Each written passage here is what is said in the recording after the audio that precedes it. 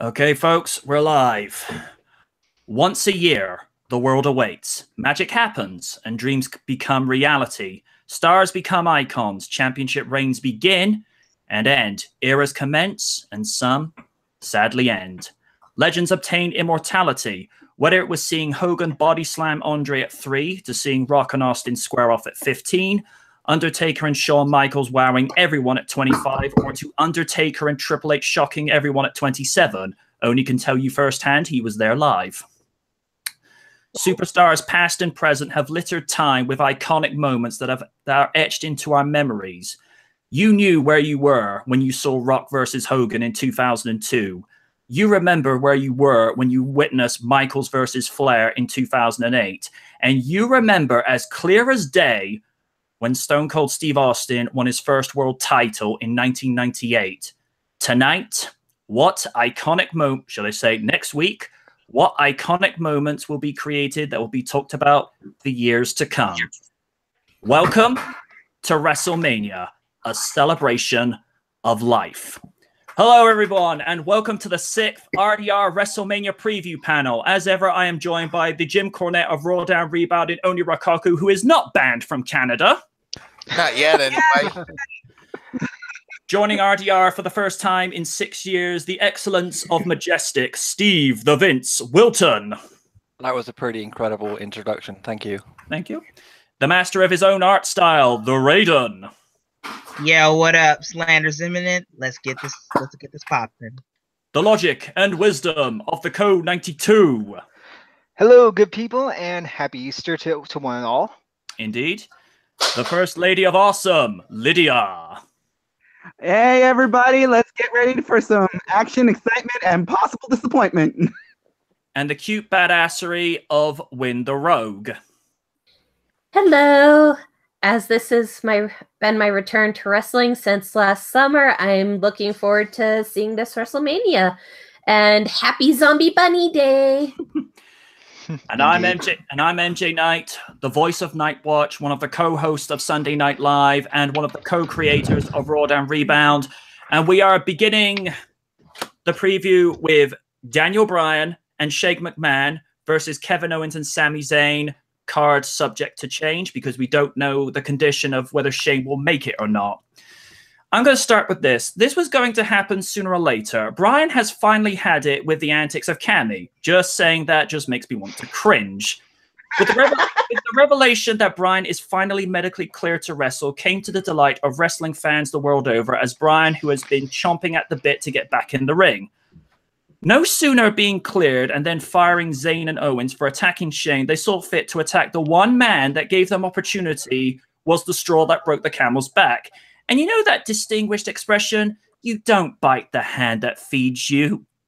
The following week, Brian emerges and issues the challenge to Zayn and Owens. Them versus him and Shane. And if Cammy wins, they're rehired. If not, they're gone. I'm pulling for Shane and Brian. Raiden, your 2 cents. I'm gonna keep it short and sweet. Shane and Brian for the win. I'm just getting super annoyed with KO and Zayn. It's like it's just nerve wracking that is just gone on to this. So I'm just hoping it ends here because I want a new storyline, because Shane being in the spotlight every single time, it's annoying because SmackDown is personally one of my favorite brands today, and he's just hogging all of that spotlight in the main event. So I'm just hoping this ends at Mania. So Shane and the American Dragon for the win. Odie. Oh. Oh. Where'd he go? I have no idea. All right. Wait, what? Oni. Oh, there he is. Brian. Okay, well, Brian, Shano versus Cammy. Your 2 cents. oh, good lord. I have no idea because I'm with them on this one. This is usually where this kind of feud ends. And considering Daniel Bryan's been cleared because of the concussion he had suffered, a couple of years back? Mm-hmm. Which I am shocked the WWE doctors have said, hey, you know what? You're cleared. I mean, it's not an insult either. I'm just saying in terms of I'm glad he's back in the ring. Don't get me wrong. Yeah. But do you mind, Steve, you might agree with me on this, but is it, since he's coming back into the ring, do you think they should ease him back in, like slowly, don't just rush him head in? Or should he just go ahead and just rush in, head in? Because me personally, I think they just should ease him in slowly. You know, let him get his bearings, see what he can and can't do right now. And then when he's like more comfortable, then he can have more of the cuffs come off, so to speak. I'm trying to put it in like layman's terms. What do you think? I think it's going to be a kind of how they brought back Brett. I don't think he's going to do a ton. I think it's going to be more of a celebration. I think it will end with Brian winning. And I'm not sure how much he's going to be in the ring after that. So you don't know if they might just ease him back in too, or... I don't think he's going to be like a full-time performer. I don't think with that kind of, medical diagnosis that's going to work. I kind of think he's going to be like a kind of special attraction. I don't think he's going to be the same as he was before. I don't think he'll take the same risks. I just think it'd be cool to see him. He'll have his WrestleMania moment, and I think that'll be that. Okay. That sounds fair. I could, I could accept that. Yeah. I just, this is just what I was thinking too. So, but to be honest, I ain't even got to my prediction yet. So I just wanted his 2 cents on this one before I did. Oh God, what was it? I can't think. Great. Oh yeah, I got a feeling, and this is where the disagreement happens. Sammy and Kevin are going to win because, okay, probably if they're not going to win, chances are the Superstar Shakeup's going to happen about a week or 2 after WrestleMania. Mm-hmm. And guess who's coming back to Raw? If they lose. Uh-oh. That's why I'm guessing. I'm not saying it's going to happen. That's what I'm guessing, because those 2 are kind of hot items right now. And you've got to do something. Yeah.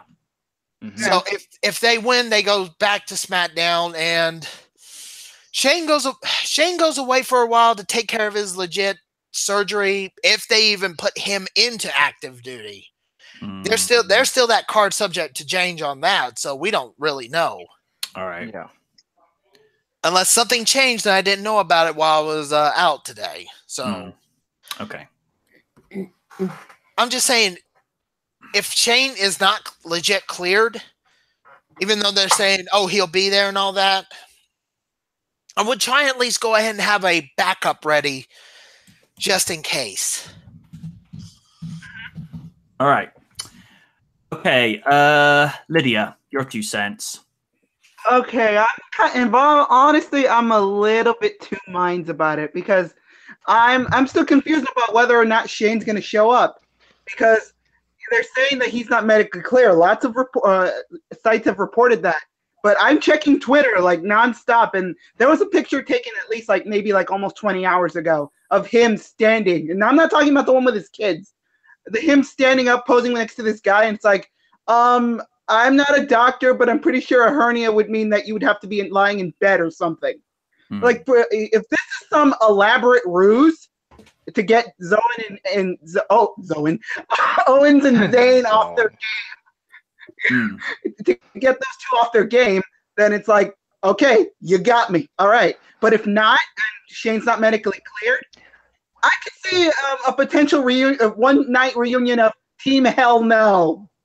Because I kind of want that. As much as I don't like Shane, I want that.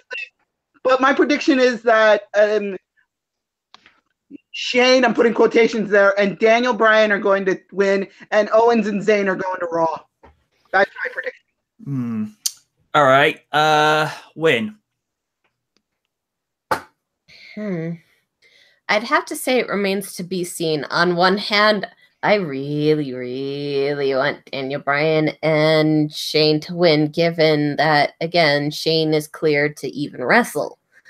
On the other hand, this writing tends to be a little predictable in particular matches, so chances are some dick move will occur, and we're going to have to put up with more obnoxious shenanigans from Owens and Zayn. Makes you wonder what day it is when that happens. All right. Co92, your thoughts? Well, I was thinking about going with Owens and Zayn on this, but since they did bring up about the possible superstar shakeup happening after WrestleMania, I could see maybe Daniel Bryan and Shane McMahon, depending on if he's medically clear or not, to possibly come out with a win, and we could see Owens and Zayn get signed back to Raw soon, very soon. But it depends on how the outcome turns out to be. All right. Vincent, do you have anything further to add to the thoughts that you say? Much your 2 cents on that particular match? I just don't think it'll end any other way other than Bryan winning, because I think the crowd will go nuts. I think that they want their moment, and I think that'll be it. And they'll probably find another way for the other guys to go to Raw. All right. Thanks for that. Next up, the WWE SmackDown Tag Team Championships triple threat match. The Usos defending against the New Day and the Bludgeon Brothers. Having not kept up with the build-up to this contest, it's not really fair for me to give an opinion on said build-up. But if I have to pick anyone just for the sake of, I'll say New Day. Just for the giggles. And we'll start with Lydia this time. Okay. I don't know about this one. This one's like these three teams are very good at what they do, especially surprisingly enough, the Bludgeon Brothers are coming out of nowhere, surprising everybody. But if I'm gonna go with the victor of this match, I'm gonna say that the Usos are gonna retain. Not giving any. I like the New Day, but the Usos are gonna retain. But all I'm looking forward to is seeing what outfits the New Day are going to be wearing this year. Oh, definitely. Yes. No doubt. And no what doubt. confections they fling into the crowd. Oh, Exactly. yes. Yeah. Brayden, I know you got a lot of love for the Usos, so where do you stand on this? I gotta say, I've been really loving the build up. Like the Usos has taken on every tag team, and with Fastlane, both of those teams perform their heart out, and then bam, like a punch to the face, Bludgeon Bros came in and just annihilated everybody. So with that said, now Usos have taken on every team, but now that the New Day are part of this rivalry, as much as I got love for the Usos, I feel like it's time for a change. So I'm putting all my money for the Bludgeon Bros, aka the Brothers of Destruction reincarnated. That's an interesting way of looking at that. Okay, thanks, man. Mm. Oni. That's twice he's done that. Sorry. Okay, what was it again? Sorry. SmackDown tag team titles, go. Bludgeon Brothers. Okay. I think there's just, to be honest, we need a new tag team to be in the ring. Mm-hmm. Yep. Like, no offense to the Usos, no offense to the New Day, but it's time. I mean, the tag team division on SmackDown's kind of dull. Maybe with the Bludgeon Brothers, it'll be a great fresh refresh. All right. Not to mention with possible NXT teams coming together. Yeah. Oh, definitely. My money's probably on TM61, but I probably see them on 205 Live for the new tag team division. Yeah, since they are going to introduce the cruiserweight tag team titles. Yeah. Oh. We'll see what happens. Co92, since you just chimed in there, your thoughts? Yeah, I'm going with the Bludgeon Brothers because I think it's long overdue for Harper and Rowan to have a tag team title reign because ever since they came in with the Bray Wyatt and the Wyatt family, they have yet to have a tag team title reign on the main roster. So I think So I think it's time for them to have one. So I'm going with the Bludgeon Brothers. Mind you, it won't be I'm the sorry first. about that. It won't be the first time Luke Harper's had gold because he is a former Intercontinental Champion. Yeah. Which he should have held for a while. Yeah. But you know, reasons. Yeah. Win. It's hard to say. They're all really good tag teams and really good athletes in this case, from everything I have been able to keep up and watch. On one hand, the Usos are a bit of a powerhouse, and they are kind of the wardens not only of the ring, but of throwing shade. Mm-hmm.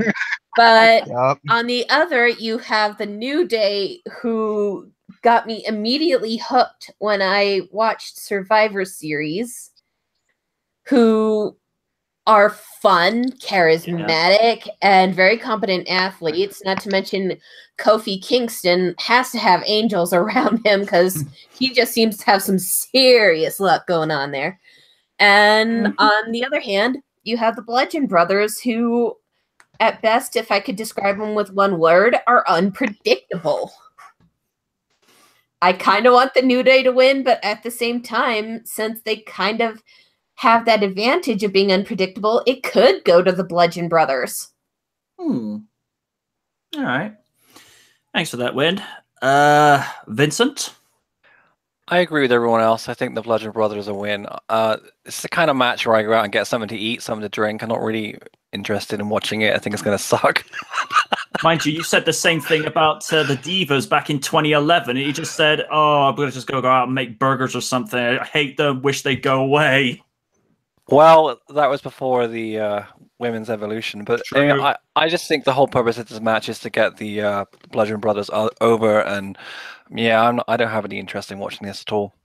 Fair enough. All right. Alrighty. Anyone else need to say anything about the title match for SmackDown, or should we move on to the next card? Nope, I've said my piece. Same. Okie dokie then. Up next, the mixed tag team match. Kurt Angle and Ronda Rousey versus Triple H and Stephanie McMahon. According to what transpired during the contract signing at Elimination Chamber, that it was the incident from WrestleMania 31 when Ronda embarrassed Stephanie in a segment that involved them, Triple H, and The Rock. Although that said, I think that segment was just a hype up Fast 7 that was vastly approaching release date at that time. And considering it was The Rock that was part of that segment, would it have not been more appropriate to feature him and not Kurt Angle? However, I will acknowledge that this has been coming for Triple H for some time from the Raw GM, considering it was the cerebral assassin who cheap-shotted Angle at last year's Survivor Series just to have the bragging rights of defeating SmackDown that night. Also, as I've mentioned down the years, the seeds for WrestleMania are often sown at Survivor Series, and right there, the stars were aligning for Triple H and Kurt Angle. And given the controversial past these two have endured, from Kurt being a home wrecker in the summer of 2000, to Triple H losing his #1 contender status to Angle at No Way Out, which also saw the NWO in 2002, brother. And now we've come back full circle. One more time, the game versus the Olympian. As for Ronda versus Steph, it feels like it's just been shoehorned in. I grant it's great to showcase a grudge that stood for a while in WWE, but the mere fact that it's taken 3 years just to get to this feels like it's an opportunity that should have been pursued long ago. But then again, this ain't the first time they've put forward matches based on situations that no longer had any relevance by the time they got there. Rock versus Cena and Triple H versus Orton at WrestleMania 25. Because if you recall, in the promo video for that, Orton said he made a promise to himself that he would get revenge on Triple H at some stage, and it built for 5 years. I'm like, okay. I'm going to go for Ronda and Kurt because I doubt they'll have their latest acquisition drop the ball in her first match at Mania, and also because I'm tired of Triple H burying people. Also, Triple H saying with Ronda, it's all about ego. Wow. I have no words. Lydia, since I know that you're not a huge fan of the Stephanie McMahon character, I'm going to give you first crack at this. Destroy her. Uh-oh. Oh dear. I'm going to say one thing. I hate this woman. I hate you. I don't hate you as a person because I don't know you very well. But your character, I hope she gets her arm broken by Ronda Rousey. Because you have had this coming for a while. And you getting put through a table last year didn't do enough for me. No. This has been coming for a while for this woman. And I want to see Kurt and Ronda take those two down. I don't care how silly it would seem. It would be pointless for them to bury Ronda by giving the win to the boss's daughter. I'm sorry, but my money's on Kurt and Ronda. As much as I don't like Ronda very much, I'm going to give it to Kurt and Ronda. Alrighty. Raiden, I know you're equally not a fan of Stephanie, but your 2 cents? Oh my god. Oh dear. Yeah, basically set the nail on the head, but bro, I'm sick to death of Stephanie getting away with a lot of shit, especially emasculating a lot of people, thinking that she's the best at everything. But no. And look, I may not like Ronda Rousey and all what she stands for. I feel like she's failed to adapt, especially when she was in the UFC and she got her ass kicked twice. But I hope Miss Rousey, just like Lydia said, but I hope Ronda rips both of Stephanie's arms. Because I'm sick to death of her emasculating every single male superstar, thinking that she won't get away with it. All because the Attitude Era / Ruthless Aggression Era is over. And as for Hunter, now look, I really, really, really, really love what he's doing with NXT and 205 Live. He gets it. I'm like a certain gray-haired. Let's keep it cool. Oh god. No. Okay, I'll keep it PG. Anyway, I respect what he's done with NXT and 205 Live. Hope he takes that bigger step with main roster. But oh man, I'm MJ. You know how pissed off I was because Raw vs. SmackDown last Survivor Series, or better yet, Bragging Rights 3.0. Ooh. So yeah, all I gotta say is this: Angle and Ronda for the win. I'm sick to death of that power couple just messing everything up. I hope that those characters retire for good. But knowing WWE, they will never let, and I'm using air quotes here, a good thing go. Because MJ, we all know that that storyline that spanned for 3 freaking years was painful enough. I don't want to deal with that now. And we shall move on because we don't want to revisit it anytime soon. Okay, yeah. Oh, Okay, no. I'm done. Okay. I'm done. Win? Frankly, I want Angle and Rousey to win it as well. As the person Stephanie McMahon, I have respect for as a business person. The character gets on my nerves to no end. And to parrot what Raiden said, to try and get away with these shenanigans and berate your roster, that's not cool. Not to mention, I feel like I had been watching something and developing a feeling of deja vu. Oh yeah, that was called the McMahon-Helmsley regime back in the day. Wow. Ooh, that's I'm not wrong. That was very nerve-wracking, but you're right. That was a blast from the past. But as I said, the person, no beef. The character, Do you really have to be such a goose-stepping harpy? And I thought Lydia could be blunt. And yes, while Rousey did have a record of being super cocky and losing those 2 matches, I'm pretty sure she's probably humbled from those 2 losses, especially since the last one was a pretty hard hit. But to be fair, a lot of MMA fighters in South America, they train, they pull no punches. They don't hold back. Though I'm pretty sure she probably humbled, and unlike Stephanie, she has more experience in the ring as a fighter. Stephanie, again, no disrespect, but out of the McMahon family, she has to be one of the weakest in terms of the wrestling roster. Hunter, I also have respect for as a businessman. I love him as a face. I always had a smile on my face whenever I saw him and Shawn Michaels. Navi. As part of DX. Yeah, I know it's part of DX.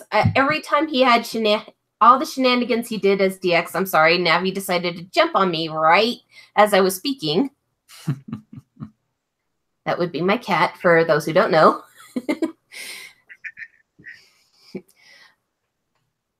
I always had a good time whenever I watched DX on screen, having fun impersonating characters and just committing these shenanigans, especially the whole Tank incident, taking it to WCW. Oh, God, I remember that. At the same time, I normally tend to get a little iffy when I see him on the screen because he's tends to constantly be put back into the position of the heel. And he's kind of an ass when he's a heel.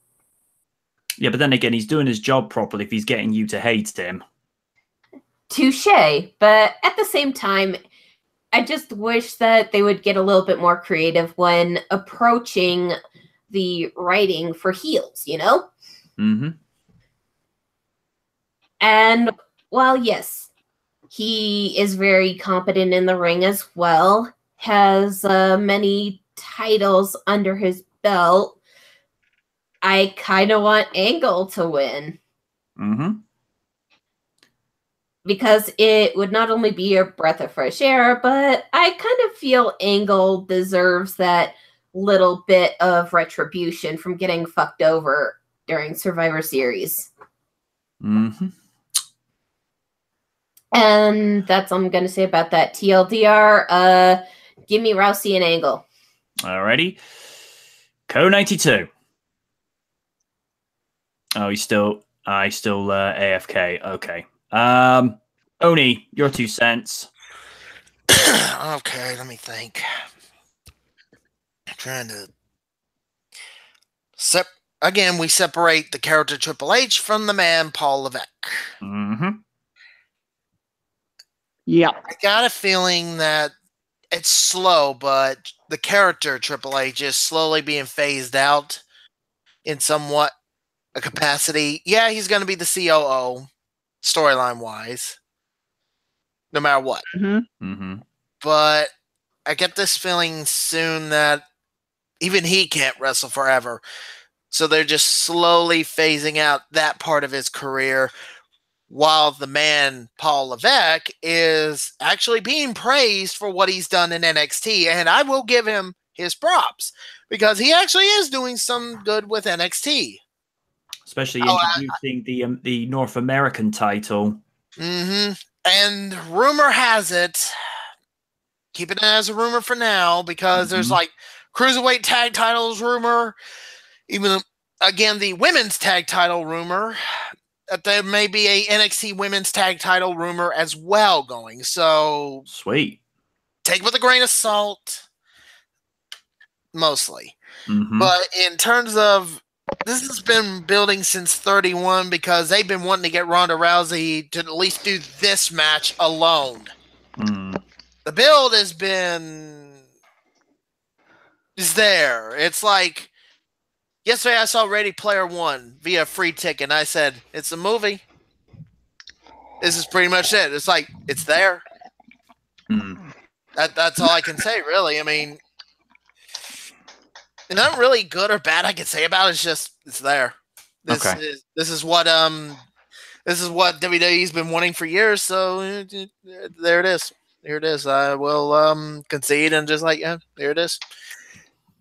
Ronda's gonna win. You know she's gonna win because they're not just gonna have her lose her first Mania match. And hey, it's not like she's facing Holly Holm or anything. Or Amanda Nunes. Mm-hmm. That reminds me. I wonder how the UFC thing has been going since their division's been. I can tell you this: it's kind of bare bones. I mean, as much as I don't like Rousey, she had a lot of eyes on the women's bantamweight division. Her and Misha Tate did too. I count Misha Tate as one of them too. Now, that's just me. Yeah, and to be fair, outside those two matches, Ronda did go undefeated for quite a while. And it's like she had those 2 losses, and she was just pretty much free after that. I mean, this has been what she wanted to do for a while. She's been at the Performance Center. I'm not going to sugarcoat it. I'm not going to give her any crap. She's going to win, but as far as match quality is concerned, it's there. Again, it's like if you go see Ready Player One, it's a movie. Mm-hmm. There you go. That's all. I can't say nothing good or bad about it. It's just like it's there. Okay. By the way, I'm going off topic, Steve. I apologize for this. This may be my only chance to do this. I am convinced now that there should be a legitimate, and I'm not kidding, a legitimate Gundam movie. Wow. A live action Gundam movie needs to be made now and wash away the bad taste that was G Savior. Oh, definitely. I've heard evil stories from you and Kaiju from that. That is another story for another day. I apologize, but I wanted to go ahead and get that off my mind while I still thought about it. Continue. All right, Co92, your thoughts on Triple H and Steph versus Kurt and Ronda? Well, I am going with Angle and Rousey on this one because I don't see Stephanie McMahon being the holy hell out of Rousey. No way, Jose. So yeah, Rousey and Angle for the win. Vincent? I think it can go 2 ways. I think the original plan would have been to have The Rock with Ronda. I think because he's such a big star now, he probably can't get insurance to wrestle. So I think 2 things are going to happen. Either The Rock's not involved, and I think Stephanie and Triple H will win. I think it will lead up to a big feud with Stephanie and Triple H going forward. And I also don't think Triple H is going to keep taking the WrestleMania losses that he's been having over the last so many years. I think possibly The Rock might do a special appearance, and if he does, I think that will be how Ronda and Kurt win the match. But this is a match that I'm most looking forward to see. Alrighty then. Up next, the WrestleMania Women's Battle Royale. This is another counterpart to a men's match that has stood at WrestleMania for the last 4 years in the Andre the Giant Memorial Battle Royal. As to whether this will give the winner a push upon winning remains unclear. As prestigious as the Andre the Giant Battle Memorial is, did it really elevate the respective previous winners? I can't think of any. No. Not that really much. I'm going to say either Bayley or Sasha Banks. If it's Sasha, she'll win by turning heel and throwing Bayley over, which, given the reason why Bayley has been so distant, signs are leaning towards that. That said, Sasha's run as a face has been somewhat stale lately, so maybe a heel run may do her some good. We'll see. Lydia. Okay, this despite the controversy that first started with this whole battle royal thing to begin with, we've discussed that. Let's move on. Yeah. I'm gonna go with Bayley taking it, but Bayley's the one that turns heel, not Sasha, because I think that's what they're building up to. I like to see Sasha as a heel again because who doesn't love the boss? But I think Bayley's gonna take it, and Bayley's just gonna turn heel, and she's gonna be done with the whole hugging crap now. I think she's. it's time to give her something to do. Give her some edge. Because Alright. yeah. But all in all, Bailey's gonna win. Win? Hard to say, really. Banks and Bailey both are pretty decent wrestlers. Plus, you have other ladies from the Women's Revolution who are equally powerful, such as Natalya, Becky Lynch, and as much as I hate to admit it, the Riot Squad. I have mad respect for Ruby Riot as an athlete, just not the character. Mm-hmm.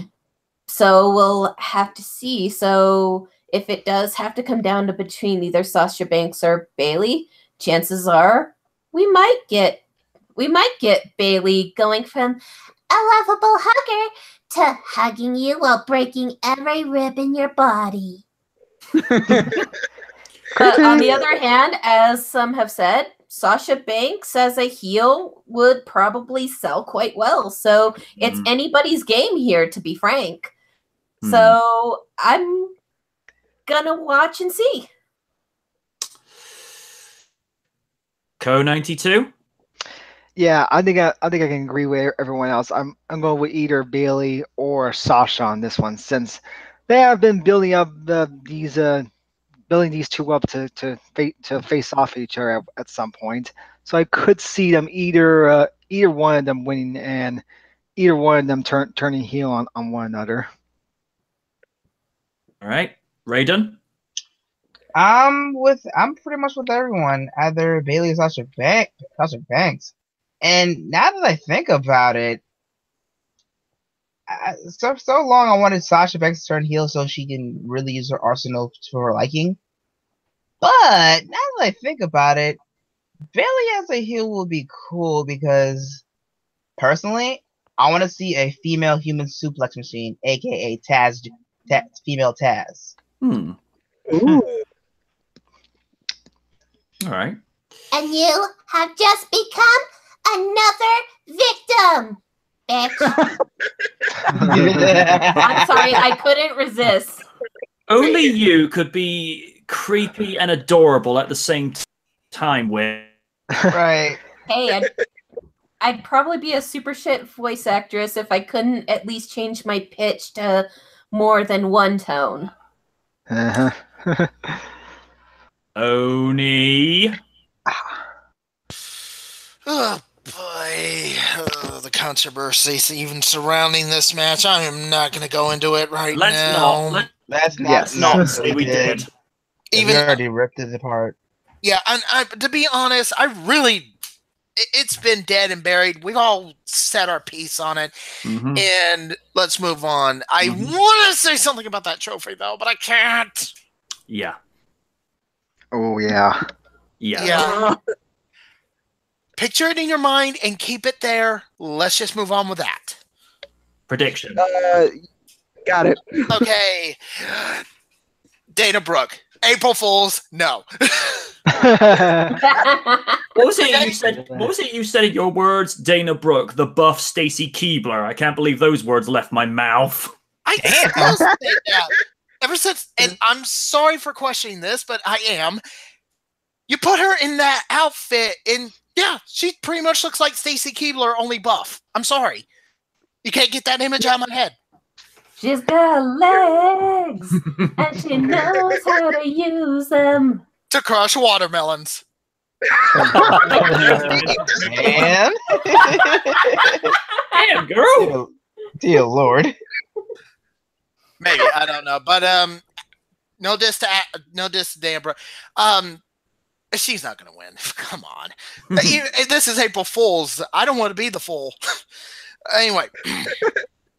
With Bailey pretty much turning heel at this point, yeah, people want Sasha to be heel, but if Bailey turns heel and then all of a sudden Sasha turns heel, and if they're feuding, how much sense would that make? It's heel versus heel. I mean, yeah, it's been done before, but considering we don't know who's at the moment, story-wise, is in the wrong, just making them both heel is just like, it's a cop-out. Yeah. So, here's an idea to build the feud. Have neither of them win. Fair enough. Especially Okay. I would like Mickey James to win because God knows nobody ever listens to me anyway. Yeah, fair enough. I will have to. I'm gonna pull a rabbit out of my hat and say a surprise entrant is gonna win it, Okay. and it could be somebody from NXT.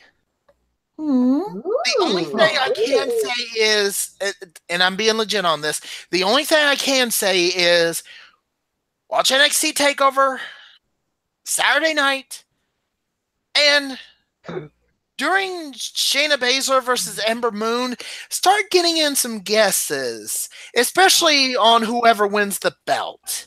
It could be one of those two. It could be the Iconic Duo. It could be out of nowhere, Kari Sane, even though I don't think Kari's ready yet. No offense to any Kari Sane fans out there. Right. Yeah, fair enough. No, Fair no enough. biggie. She's dope. Or it could be somebody that they just wanted to get out of NXT for a while and just pull her in there like Lacey Evans. Let's just say something like, or Aaliyah. Yeah. They don't Or want Bianca Belair. Who? Bianca Belair. Bianca, no, not yet. I think she might be going for a title run in the future. Not now, but in the future. Because, let's be honest, the hair whip. Weapon or accessory? I You say decide. I say lethal weapon, especially how she uses it at times. She uses it a couple of times, but she's very reserved. Blatantly in front of the referee.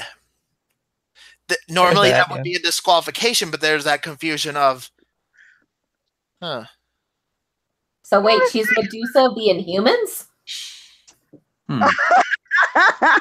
I don't know. Let's not. But I'm not going to go with Sasha or Bailey because that's just the easy route. I'm just saying Baron Corbin won the Andre the Giant Memorial Battle Royal on his main roster debut. That's true. Let an NXT women's wrestler win it. See what happens. And then be jobbed out for a year.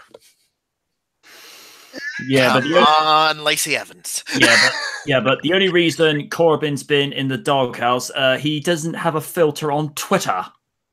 Nope. Yeah, he doesn't know when to shut up. We'll leave that alone for now. All right. But yeah, that's my prediction. Neither one of those are going to win. I'm saying a surprise. Okay. Fair enough. All right. All right, then. Vincent?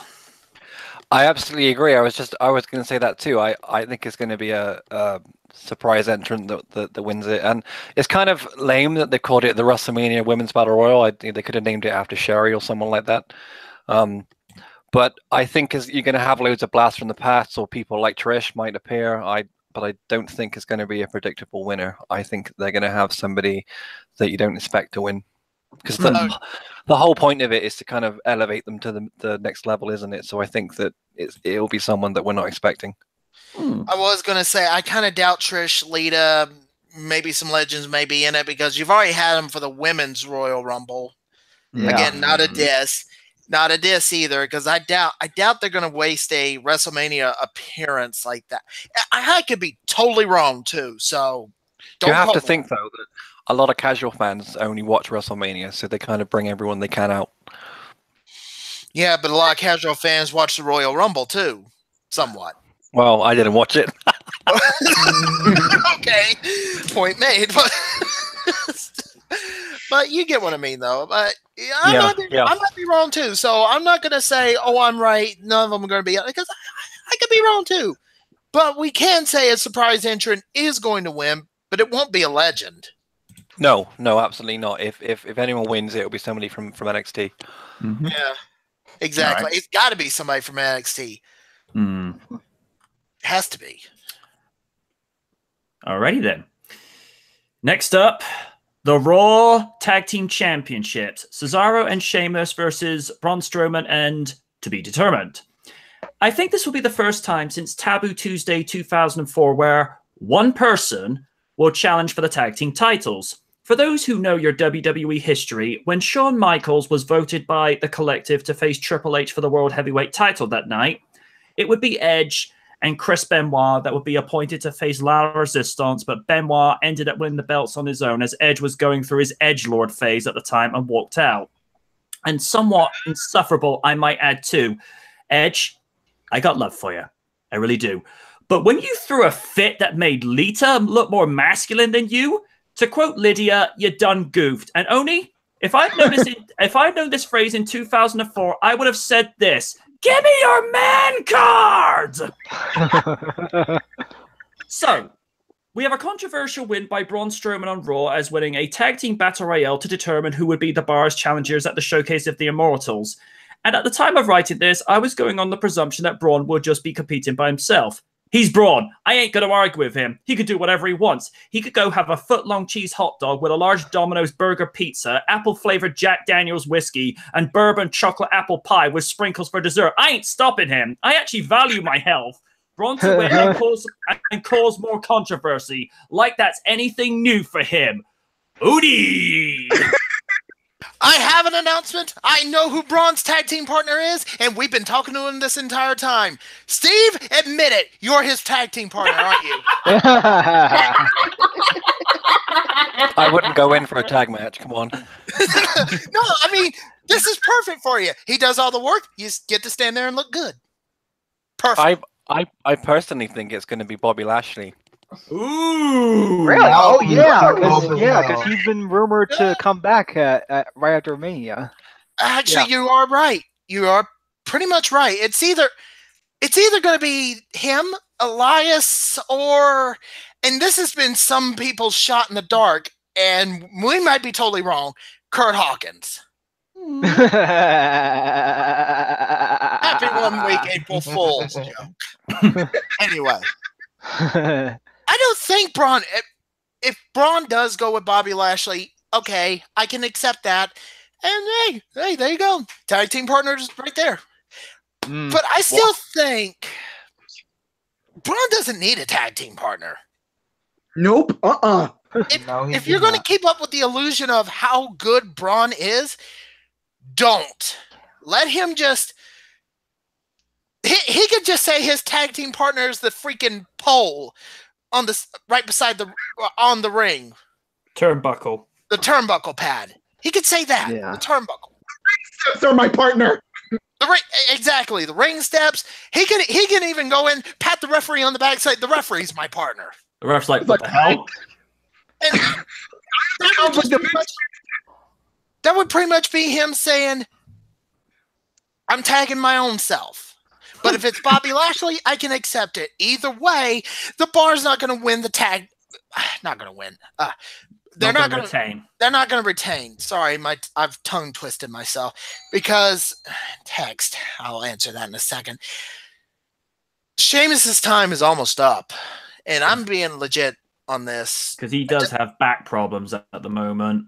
and neck problems too. Ooh. So he might be just going out on this. This could be his last WrestleMania, and then time will tell. That's all I can say. Now, if you'll excuse me, I have to answer this text. Raiden? You know, if you would have asked me that Braun Strowman is possibly the best thing going on Monday Night Snore, I would say you were a liar because there was a time I could not stand this dude. Oh, definitely. But since like last year, he's been showing me something. He shows that his natural strength, his natural charisma got him over, and it's like, okay, you're better than somewhat beast, but we'll get to that later. But yeah.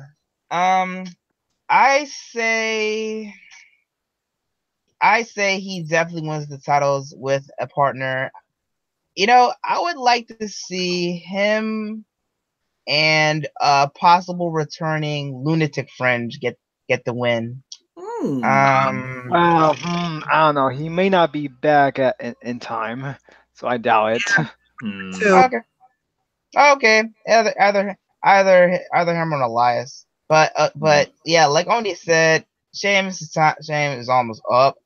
You know, over the years he's been doing pretty good. He proved people wrong. So maybe go off a high note. And let's talk about the Swiss Cyborg / Superman Cesaro.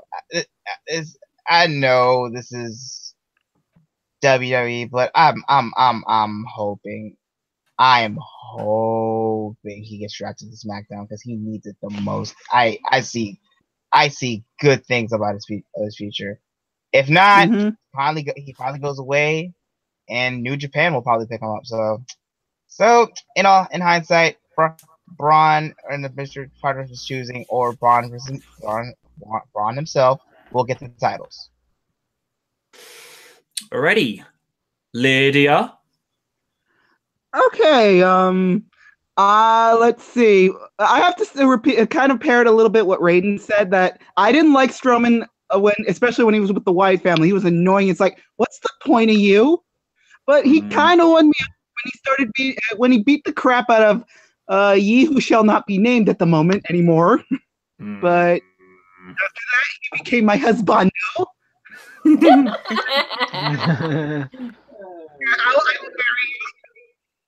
But yeah, that man is a monster, and from what I've heard, I think his mystery opponent either is going to be Big Cass or Big Show, because both are rumored to be coming back. Cass has been rumored to be in the back right now, and Big Show, they're saying they're billing his return at WrestleMania, so and that could be the possibility. Or Strowman could just fight himself, which, okay, fine, do it. I want to see that happen. One man being the tag team champion. Well, like I say, Benoit did it some 14 years ago, so anything's possible. Exactly. Yeah, don't forget, Kringle also did it at one time in TNA. Oh, yeah, he did. But yeah, all in all, I'll say that Strowman and his mystery partner, quote unquote, are going to win the match because like everybody said, Sheamus is out the door pretty much. Ooh, poor guy. But yeah, Strowman for the win. Strowman and his partner for the win. Co-92? Well, whoever Strowman's partner is going to be, or whether he's going to face the bar by himself, I'm seeing Strowman to win this match and win the tag team titles. Vincent? I think it's going to be Bobby Lashley, but then you've got the you could have one of the Hall of Famers. Goldberg could do it. Jeff Jarrett could do it. That's a good idea. I think that.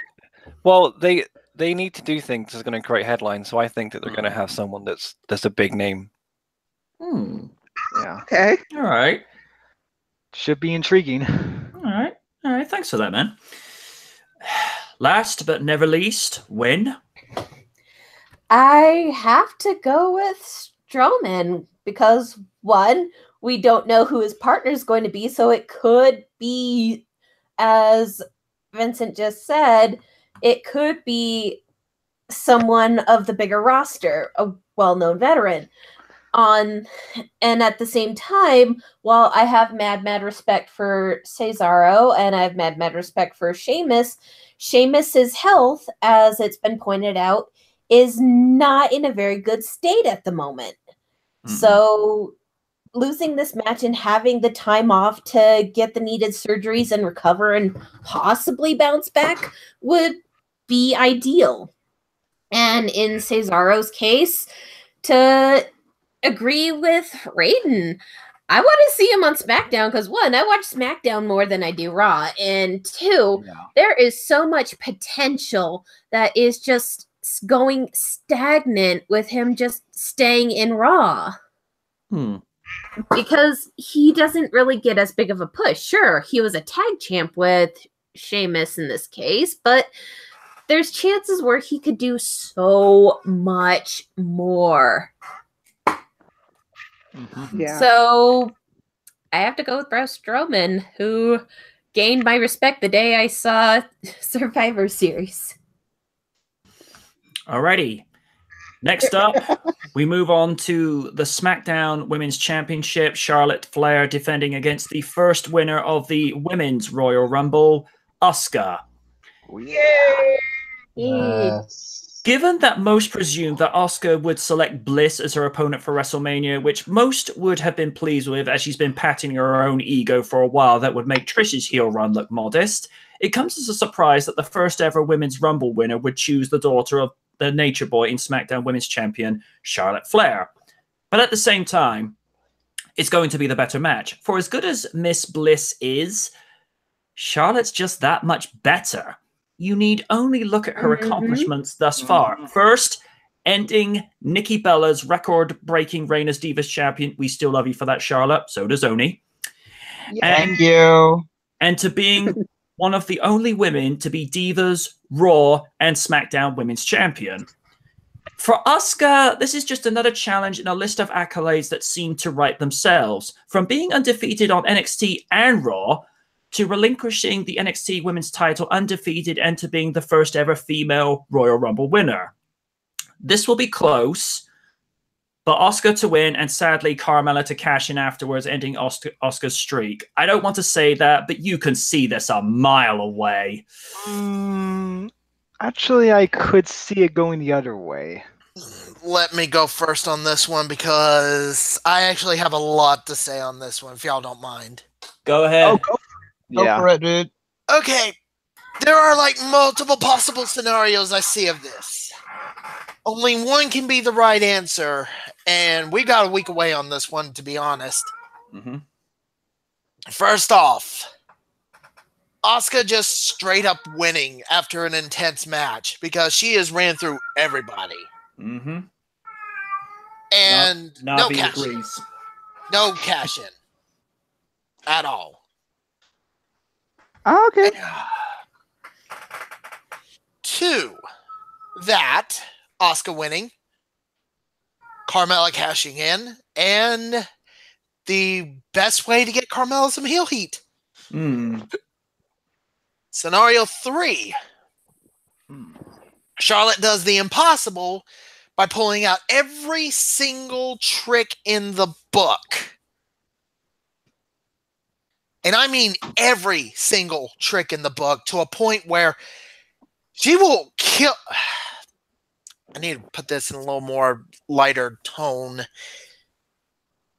She will push her limits and then some. Exactly. Go with that. Let's go with that because she will make herself pass out in order to beat Asuka at this point. Because that's what you're going to need. Well, she is a one-woman army. Yeah. And get a clean finish. No cash in. Scenario 4. The same thing. Then Carmella cashing in. Scenario 5 and 6 sees either Asuka or Charlotte winning clean. And then Carmella cashing in on the Raw Women's Championship. That's the scenario I'm predicting will happen. That is a thing, because they haven't been very specific to say if Carmella can or cannot cash in on the Raw equivalent. Well, they weren't specific on when Michael Cole was going around, and I'm sorry for this. But they were pretty much saying it was going to be Asuka versus Alexa Bliss, even though most of us knew it was not. Because we all knew it was like they could choose any champion they wanted. I don't know. I honestly don't know why they always thought, oh, it's going to be Asuka versus Bliss. Whatever. But we got what we wanted. And either way, no matter what scenario you choose, it's going to be a drawn out match. Both women are going to be tired, worn out, and on the brink of exhaustion, passing out when this is all over. Yeah. If Asuka wins, I will say this joke with the utmost respect. To me, when Asuka entered your ring, it must have been the greatest day of your entire life. But to me, it was Tuesday. I get where you're going. I'm sorry, but Asuka is undefeated. I could pretty much get away with anything, and it would be true at this point. Because that's how, and I'm not saying Asuka has an ego. I'm just saying that's how good she is. In retrospective, in terms like that. If Charlotte wins, holy crap, she might as well just stop. Her career could just end after that, and that would be it. Now, if Carmella cashes in on one of those two, if she cashes in on Charlotte after she beats Asuka, Carmella could say, "I'm the woman who beat the woman who beat Asuka." I don't know how much heat. I don't know how much heat she would get, but it's touch and go at that point. If Asuka wins and Carmella cashes in, there's your heel heat. There's your heat that she needed this entire time. And she could go however route she wants. But if she cashes in on Asuka, on Nia Jax versus Alexa Bliss, whoever wins that, and I'm actually going to go into more detail on that when we get to the Raw Women's Championship for it to make sense. Okay. And a few people here can say I'm wrong too, so they have their own different opinion. I'm just going to say the fans, because there is no clear-cut winner to me. There really isn't. It's more, I'm not predicting a winner. I'm more predicting which scenario sounds more correct. Definitely. And I can't even predict which scenario will be correct. So, throw some dice, see what you get. Co-92? Well, depending on what scenario is going to happen, all I know is that this match is going to be awesome. So I could see, I'm going to go with Asuka for the win, and I could see her streak continuing. But we don't know what will happen afterwards, so we'll just have to wait and see. Alrighty. Raiden? To me, this match is the female equivalent of Ric Flair versus the Great Muta. So I'm very looking forward to this match. Comparison. Thank you. I've had it on my mind for a bit, and luckily I was on Instagram, and luckily someone made that comparison. I was like, yes, awesome. Quick backstory. Ever since Asuka / Kana came into the women's division, I have just been, oh my gosh, she is just amazing to watch. Finally seeing someone with her Joshi Puroresu skills destroy anyone in her path is just a delight.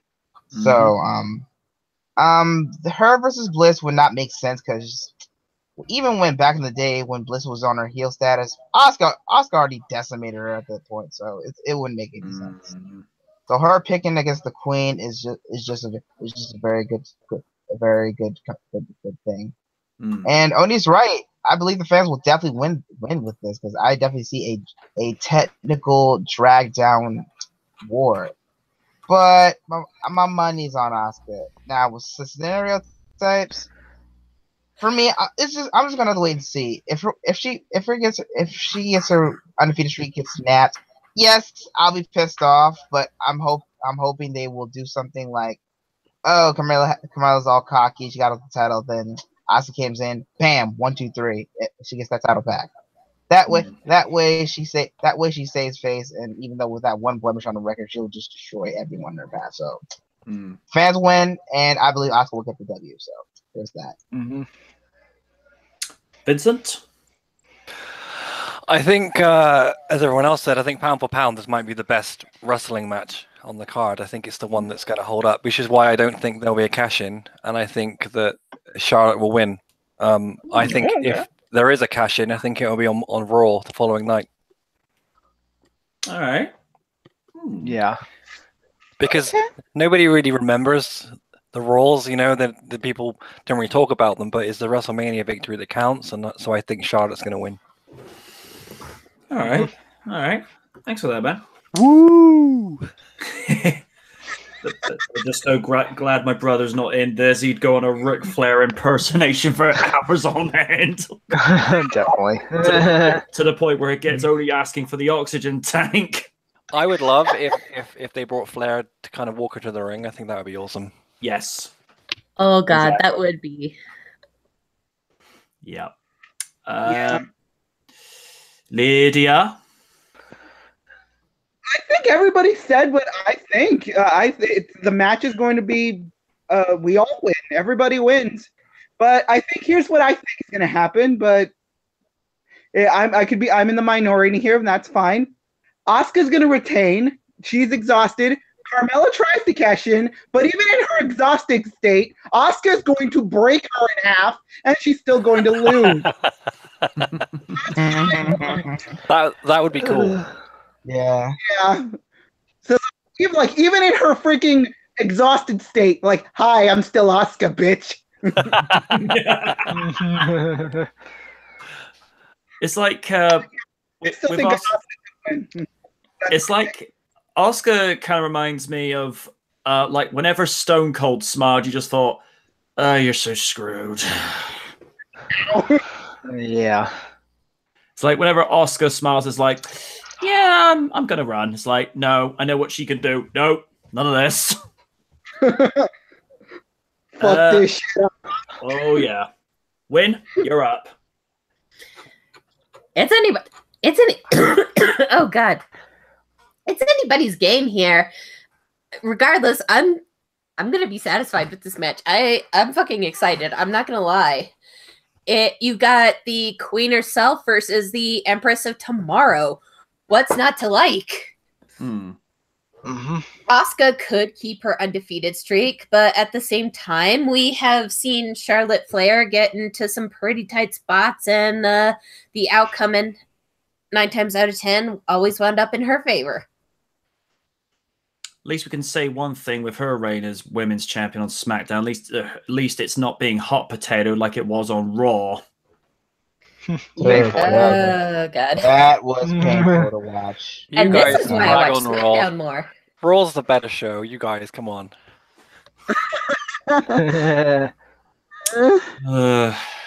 Up next, the United States Championship Fatal 4-Way match. Randy Orton defending against Bobby Roode, Jinder Mahal, and Rusev. Another WrestleMania and another US title match. I am glad that the US belt is being featured again on the grandest stage of them all, as for too long, like its higher tier belt, the Intercontinental title, it has been neglected for far too long. Many greats have competed for this prestigious belt that dates back to the NWA. Since being reintroduced in 2003, the US title has been contested at WrestleMania between the likes of The Big Show, John Cena, JBL, Chris Benoit, Rusev, and MVP. And now we can add Bobby Roode and the newest member of the Grand Slam Champions Club, Randy Orton. One is a rising star establishing his legacy. The second is a legend that has carved out a legacy that could rival Triple H and Shawn Michaels, and maybe even Stone Cold. The third is a man that is super over like a runaway train. You can't stop him. The fourth is Jinder Mahal. Who in reality has no business being in this match, as he's nothing more than a glorified jobber. As Oni once said, jobbers don't need titles. Adding him in is just asinine and unnecessary when history from last year showed that his WWE title reign was not one of the company's better business decisions, as he's quite possibly one of the more poorly placed champions since The Miz. Deny it all you want to, but Miz's lone WWE Championship reign career, other than making him more of an irritating edgelord than Edge was during 2006. I foresee this as Orton putting Roode over and maybe setting up Orton versus Nakamura in the future, because it comes back round in full circles for Randy to get a title reign. Either this year or next year, Orton will have another day in the sun as WWE champion. So I say Roode for the win and to win his first WrestleMania match and become a 2-time US champion. Does the Oni one wish to go first? Yeah, might as well. Hold on a second. Typing out something. Okay. Okay. I'm gonna, as much as I want Bobby Roode to win, and that is pretty much the logic, the common choice, and the choice that should be. Is it weird that I just want Rusev to pull away with the victory just out of nowhere? Is this because you want it to be Rusev Day every day? No, it's because I want to own the Rusev Day calendar. Thank you very much. I would proudly hang that. No. I would proudly hang that up on my wall every day. I wake up and look. I was like, "Oh, today's Rusev Day. What to do on this grand day? Oh, I know. I'm gonna blame Zero Master on this day because why not? I mean, Zero. But I want Rusev to win so badly, but if he doesn't, Bobby Roode, because Randy Orton got what he wanted. His career is about somewhat over. No. No, that's why I said somewhat, because I didn't know. Not just yet, no. And does anybody, and I'm including Steve in this too, because he might surprise me on this. No offense, dude. Does anybody want Jinder Mahal to be champion? Fuck no. Do you know why he was champion though? Because they launched Raw in India and the WWE network, so they needed a face for it. Was it the logical decision though? Well, but they're making a ton of money over there, and obviously as soon as it launched, they took the belt off him again. But I don't think he's going to win. I don't think he's going to win anything. Okay. All right, then. That's actually a logical, good answer. I'd appreciate it. I respect that. Thank you. Yeah, logic dictates Roode's going to win, but my heart... Happy Rusev Day, everybody! It's Rusev Mania! Indeed it is. Co-92? Yeah, I know people might not like this, but I could see Jinder win this match. But I would be surprised if Rusev comes out the victory. And WWE, if you ever do release a Rusev Day calendar, please do so. Every day is Rusev Day. Lydia, you're up. Okay, yeah, I'm gonna go with as much as my heart says Bobby Roode, as my prediction. Well, my head says that. My heart wants it to be Rusev because I want Rusev Day every day. I'm gonna pick the long shot and say Rusev's gonna win. Win? Part of me does want Bobby Roode to win. On the other day, it's not every day where you can say WrestleMania has officially become Rusev Day.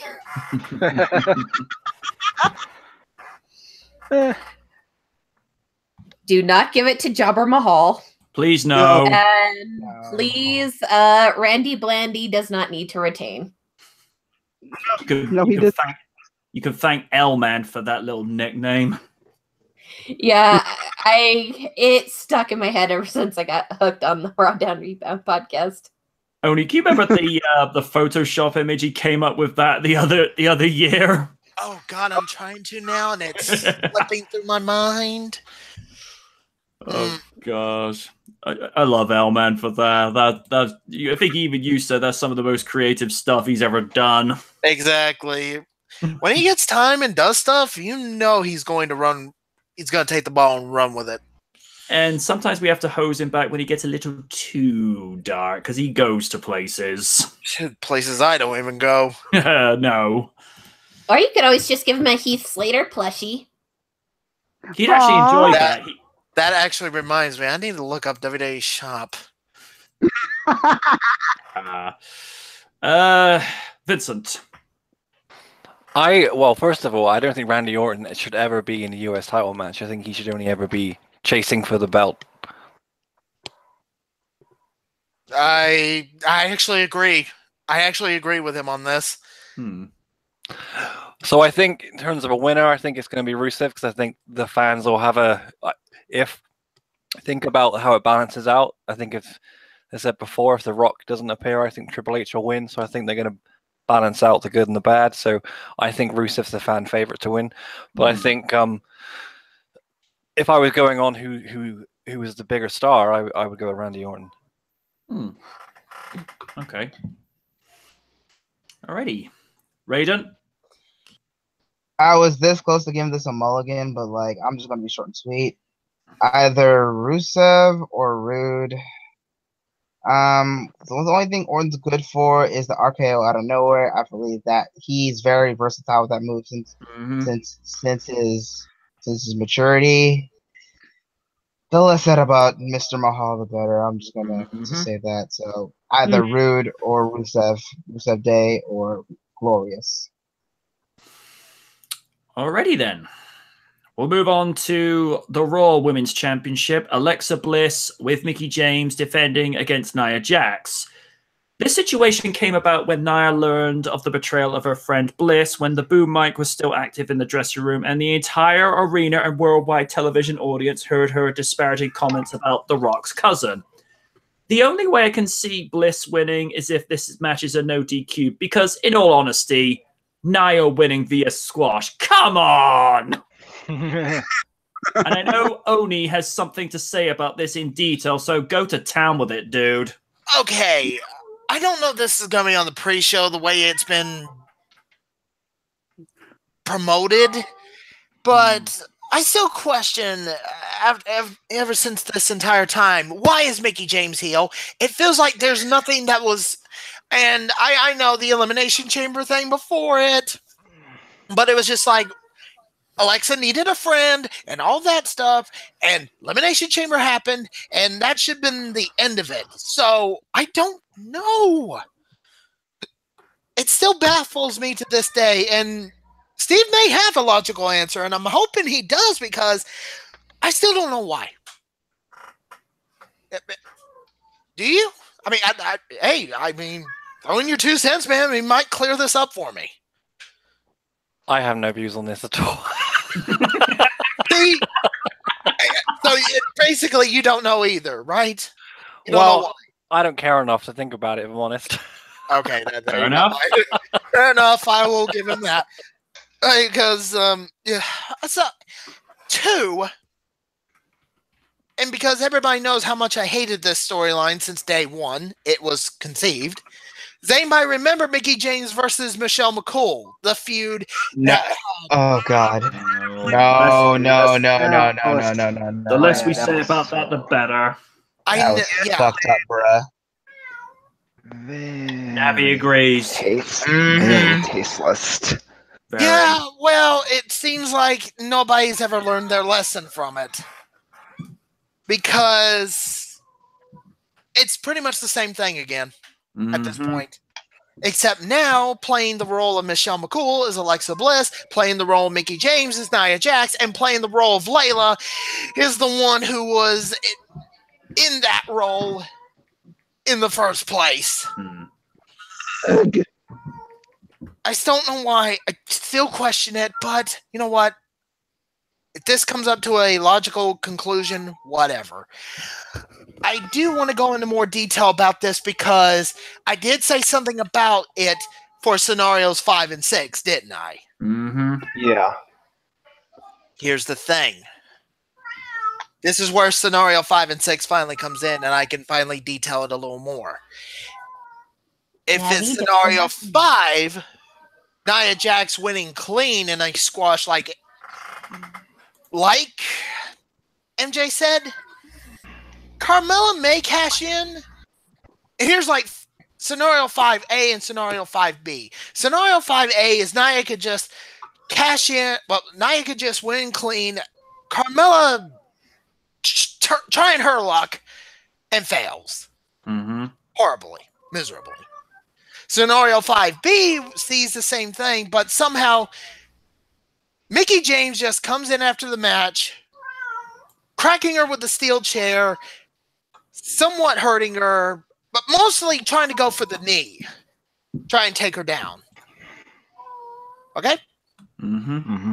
Her and Alexa do it. They just beat her down with maybe some steel chairs because nothing you're going to do is take Nia down. Go for the knee. Keep her down. Somehow knock her out. To a point, Carmella just rushes in, cashes in, and says, screw her getting up. 1, 2, 3. And that probably set up Nia versus Carmella, get Alexa out of the title picture for a while, or trade her back to SmackDown. Mickey, I don't know anymore. Now, here's where scenario 6 comes in. Because Alexa's going to get her ass kicked. Yep. Pretty much.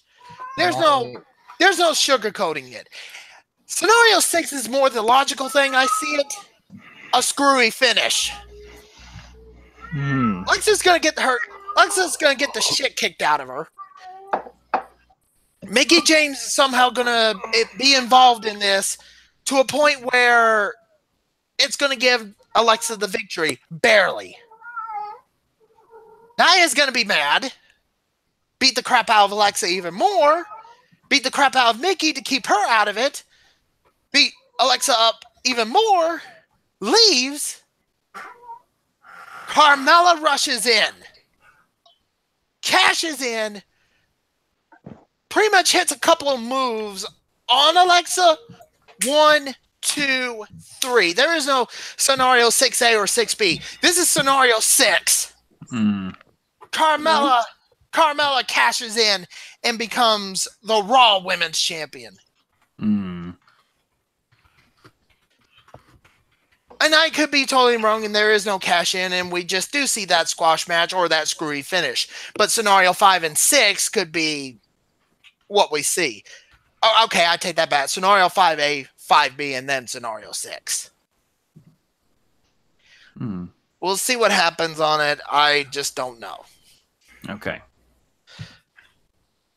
But common-wise, Alexa with the screwy finish. Okay, then. Co-92.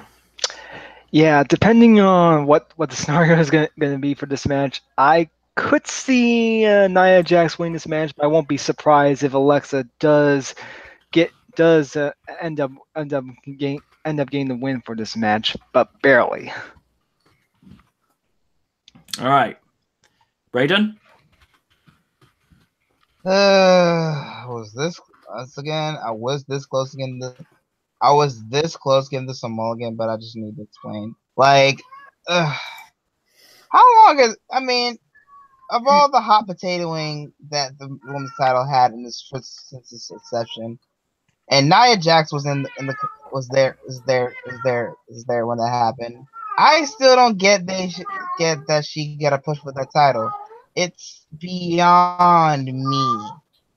So with this whole hot titan match, I just wanted to be a squash. I just wanted to be done because it's like I'm annoyed by Alexa Bliss's title run at this point. It just got boring to me.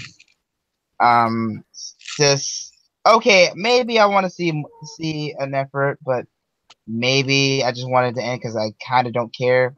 But I'm just gonna go with Jax to win or Alexa to retain, so Carmella can like get the belt finally, because I feel like she's wasting her time on SmackDown at this point. So I'm just going for the latter. Okie dokie. Lydia? So I'm with Raiden that I was about to call a mulligan on this because this match, like the way they built this up, just irritated me to no end. I'm sorry that they're disrespecting a woman of that size and power, and they're using a person who was also discriminated in the exact same way, which pisses me off to no end. But yeah, I will admit there will probably be some moments where it's like Alexa kind of had this coming. So I'm gonna say Alexa retains. It's gonna go to a no contest probably. Okay. Cool. Interesting way of looking at it. Vincent, do you have anything to add to what you said before, or did you pretty much sum up what you needed to? I think Alexa's going to win. I think it'll be a quick match. I don't think anyone's going to be wanting to watch this for more than 10 minutes. I think they, need to get it out of the way and go into with the next feud. Alrighty. Win? I honestly want Nia Jax to win. I'm not gonna lie. Alexa Bliss has her moments where she's a good wrestler, but that bit of cockiness and self-importance is really starting to dig into my proverbial craw. That and the fact that it'd be kind of cool to see a lady of the curvy variety win the title, especially since Nia Jax, while she may be a big girl, she's no slouch in the ring. Nope. Hell, she tossed Kelly over like she was nothing at Royal Rumble. And just so you know, Oni was going. And it took like 6 of the roster to get her out of the ring because she was beating them back. That and because of her size. It should mostly because she was beating them back. It should be noted as she was throwing Kelly over the ring. Oni's like, hold on, let me get my popcorn. This is gonna be great. Because as we all know, Oni cannot stand Kelly. Hey, I wouldn't blame him. As I said, it seems like that amongst the more competent members of the roster, it felt like that they picked one of those Japanese sex robots and she wandered into the ring. Yeah, and that's being kind. Okay, that's a mental picture I could have done well without. You're welcome, MJ. You know I love you. I love you too, sweetheart. I think we'll move on to the next card if no one's got anything else to say about the Raw Women's title. Regard. Nope. I think we said what we need to say. Yeah, we said our piece. The Andre the Giant Memorial Battle Royal. Since it's difficult to call these since they leave a lot of the participants late, I'll give you a projected prediction in Ty Dillinger and my personal prediction in Adam Cole if he is competing. Because like other Battle Royales and the Royal Rumble, it's too close to call. But those are my projected and personal predictions. And I think Oni would probably predict Adam Cole as his personal prediction because he said, and I quote, "You're a nut. You're a freaking nut." Oni? Well, yeah, because we're talking about the Andre the Giant Memorial Battle Royal now? Yep. I doubt Adam Cole's going to be in it. I could be wrong there. But, yeah, Adam Cole is a nut. I mean, I don't know if you watched that match yet of him and Aleister Black. I haven't, but I've heard things about it. It's like, you just said yeah. It's like, you're a nut. You're a freaking nut. I mean, yeah, I think me and Oni can attest how crazy that match was. Yeah, especially the near finish where his spine was on the top end of the chairs when it was in the unfolded position. Oh, yes. 2 of them. Yeah, that shit was crazy to watch. I have never seen that before in my entire life, and to be honest, I never want to see it again. No. It was great, but only do it once. Yeah. That is just the rare. It was great. Never do it again. You called it a one and done, if I recall correctly. It's one of those rare times I do call it a one and done because if you do it again, that's just going to ruin it. Yeah. That and repercussions on your back if done wrong. That'll show. Exactly. Yeah, it could cause permanent injury. Yeah. But as for the Andre the Giant Memorial Battle Royal itself, I'm just going to do the same prediction as I did, minus Adam Cole, and unless somehow the Undisputed Era lose at New Orleans, at TakeOver New Orleans, then we can add Adam Cole back into it. Okay. But just like the Women's Battle Royal, surprise entrant. Okay. Because has anybody even predicted a actual winner this time? I've got a winner. I've got a winner. Go on then. What would be the greatest comeback for Hulk Hogan than winning Oh no! Oh dear God! It could happen. when I told Odie that Hogan could be coming back, it's like, Well, if you think about it, if you think about this and the Andre the Giant film, the WWE and HBO, I'm just saying Hogan's in it. Ooh. I picked it, okay. That's a double-edged sword right there, but I see what you're talking about. brother. Yeah. How do you think the fans will react to Hogan? We actually talked about this at length last week on Sunday Night Live. I wasn't here, so We basically said it'll be a good business decision to bring him back because backlash from the media has died down, and you got to give people a chance to be forgiven if you want to be forgiven yourself. So, and to be fair, what happened with Hogan, he was taped without his knowledge and his consent. I'm not saying what he said and did was right, but at the same time, if you had someone taping you without your knowledge, you'd be like, hey, don't do that. Don't go there. I'm not even gonna say nothing. I'm not even gonna say nothing. Well, I gotta say, Because if I even say one thing about what I really want to say, it's going to turn into an argument, and I don't want that today. All I'm going to say, biggest star in wrestling history. Steve Austin says hi. Steve Austin isn't Hulk Hogan. That's right. He isn't. I respect Hogan for what he's done, but I'm a Stone Cold guy, first and foremost. Also, The Rock says hi. The Rock's a bigger global star, but the biggest True. Uh-huh. Yeah. By the way, I am not going to go see Rampage because that is an insult to the video game. Yeah. Well, it's a video game movie. What do you expect? Well, I don't know about Tomb Raider. I don't know how that did. The new I heard one. it was decent. It really wasn't decent. It may be it's kind of up there with Suburban Commando bad. Ooh. You talking Because about? I know that a lot of people who weren't a fan of it were the ones that were fans of the Angelina Jolie movies, which I gotta say, those were fun movies, so I wouldn't blame them. Yeah, I like them. I like them for what they were. Yeah. Okay. Plus, they were actually pretty close to the game, just made up artifacts instead of actually using the ski-on or the dagger. All right, I'll give you Sorry, that. I played a lot of Tomb Raider.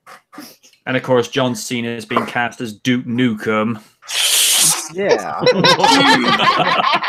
Which, to be fair, he kind of does look the part. Okay, you know what? And I given the wanted to opportunity, his acting isn't too bad. I heard he was actually kind of charming in Cockblockers. Yeah. Are we going to talk about? Are you guys going to talk about Takeover versus Cena? We're gonna get to that. Yeah. We're gonna get to that soon. Sorry. Yeah. Where I lost train of thought. You've done me. You've done Steve. Win, your thoughts on the Andre the Giant Memorial?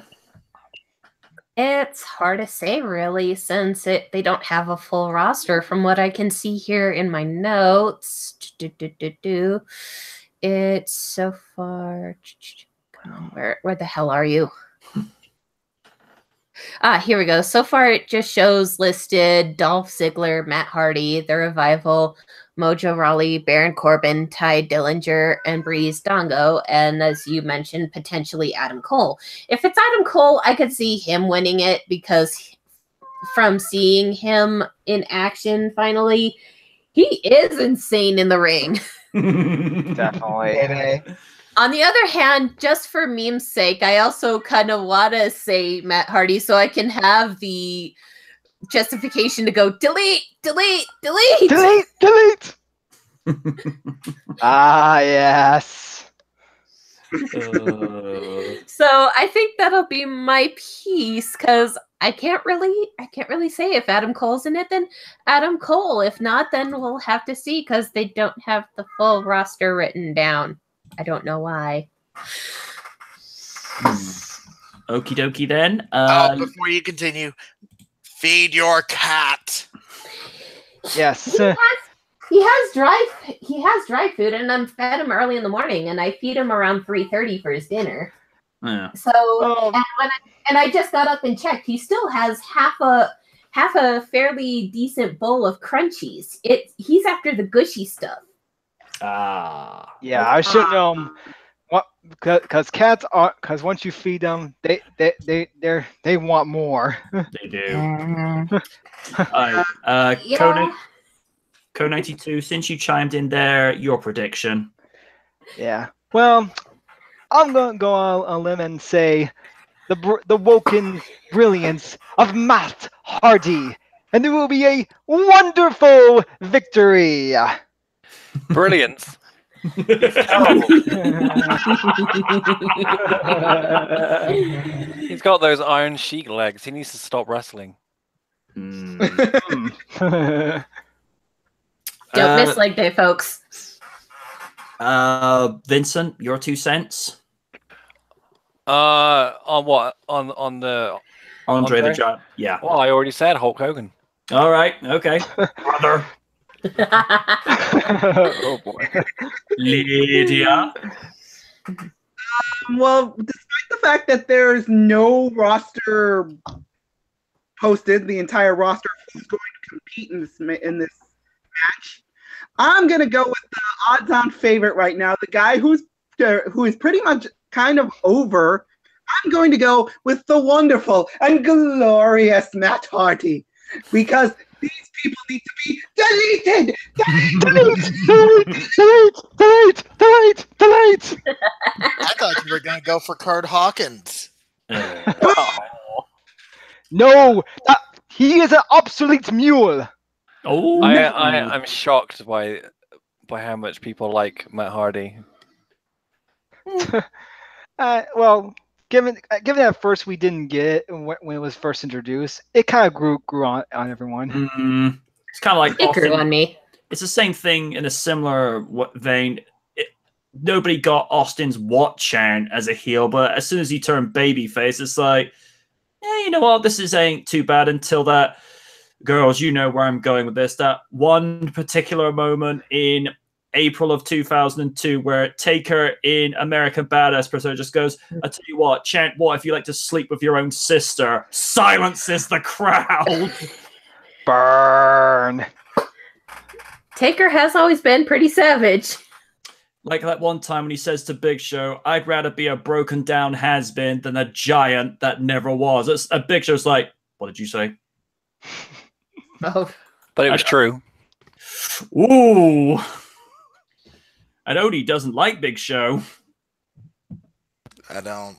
But still. All right. Raiden, did you say your piece? No, I did not. Go ahead, my friend.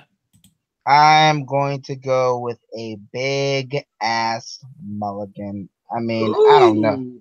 Yeah, ever since 2014, I thought the Andre the Giant Battle Memorial was going to be good. It started with my Master Sorrow, then Big Show for some reason, then Corbin, then Raleigh, and where their careers go. Absolutely nowhere. So with this one, why should I care for putting all the roster that should get big pushes in this meaningless battle royal? No, get me wrong, I got love for Andre the Giant and all that stuff, but to me, nowadays, it's a big slap in the face, so I won't waste you guys' time. Okay, then. Up next, the Intercontinental Championship Triple Threat match. Seth Rollins versus Finn Balor versus The Miz.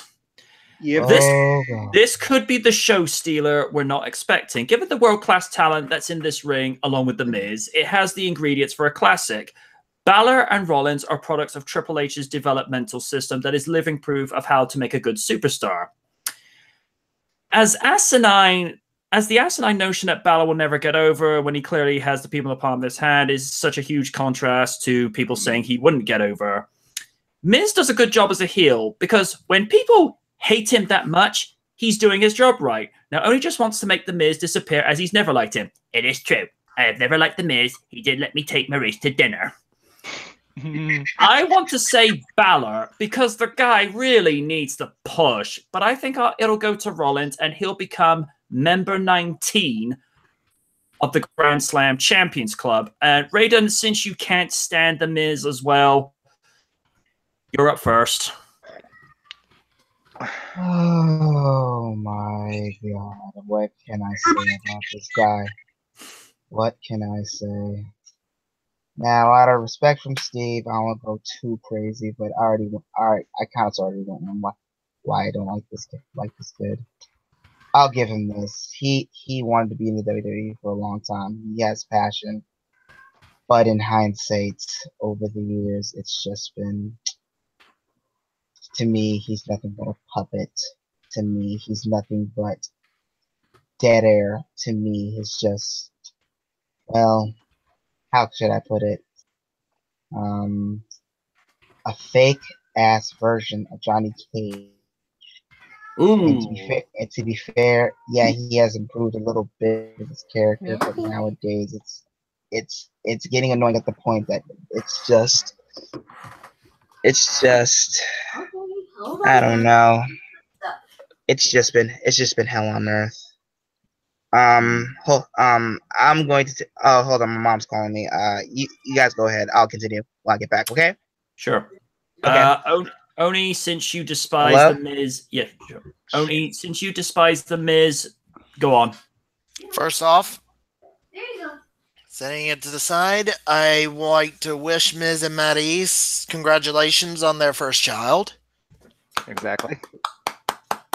It came a week early, and it was supposed to be projected because we've all been predicting whether or not Miz would even make it to WrestleMania due to that fact that it was just pretty much any day. But either way, congratulations.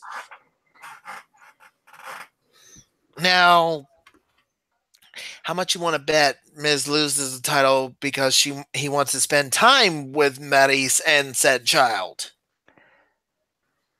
Yeah, I I could see could that. possibly see that happen. I see Miz actually taking some time off, and the winner, Balor. No offense to Rollins, but Balor kind of needs this in the worst way possible. Definitely. Alrighty. Co92?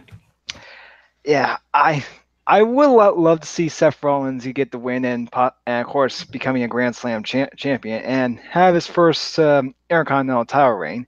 But I think I can agree. I'm going with Finn Balor on this one because I think he needs a title win ever since he came back from injury. Win? I'd probably have to say Finn Balor. I have huge respect for the guy, and he does go all out in his matches. And as the others have said, Miz might want to lose and go and take that time off to spend with his wife and his newborn, which is not a bad thing necessarily. Paternal leave should always be offered in the workforce because after the mother gives birth to the baby, she's going to need that extra help until she gets all her energy back. Rollins, I don't mind, but Finn really needs this win. Finn needs this push. Alrighty. Lydia? Oh, it's like, I don't know. This match is like, it's tugging at my heart because my head is saying Seth is going to win, and also it's saying that The Miz is probably going to take some time off, drop the belt. So that is. But my heart wants it to be Finn Balor because he needs that WrestleMania moment. Give the man his WrestleMania. I don't know. I'm gonna pick the odd out favorite and say Finn's gonna win. Finn Balor for the win. Vincent? I agree. I think Finn's going to win. I don't think, again, with Seth, I think he should be higher than where he is, but there's only so many belts to.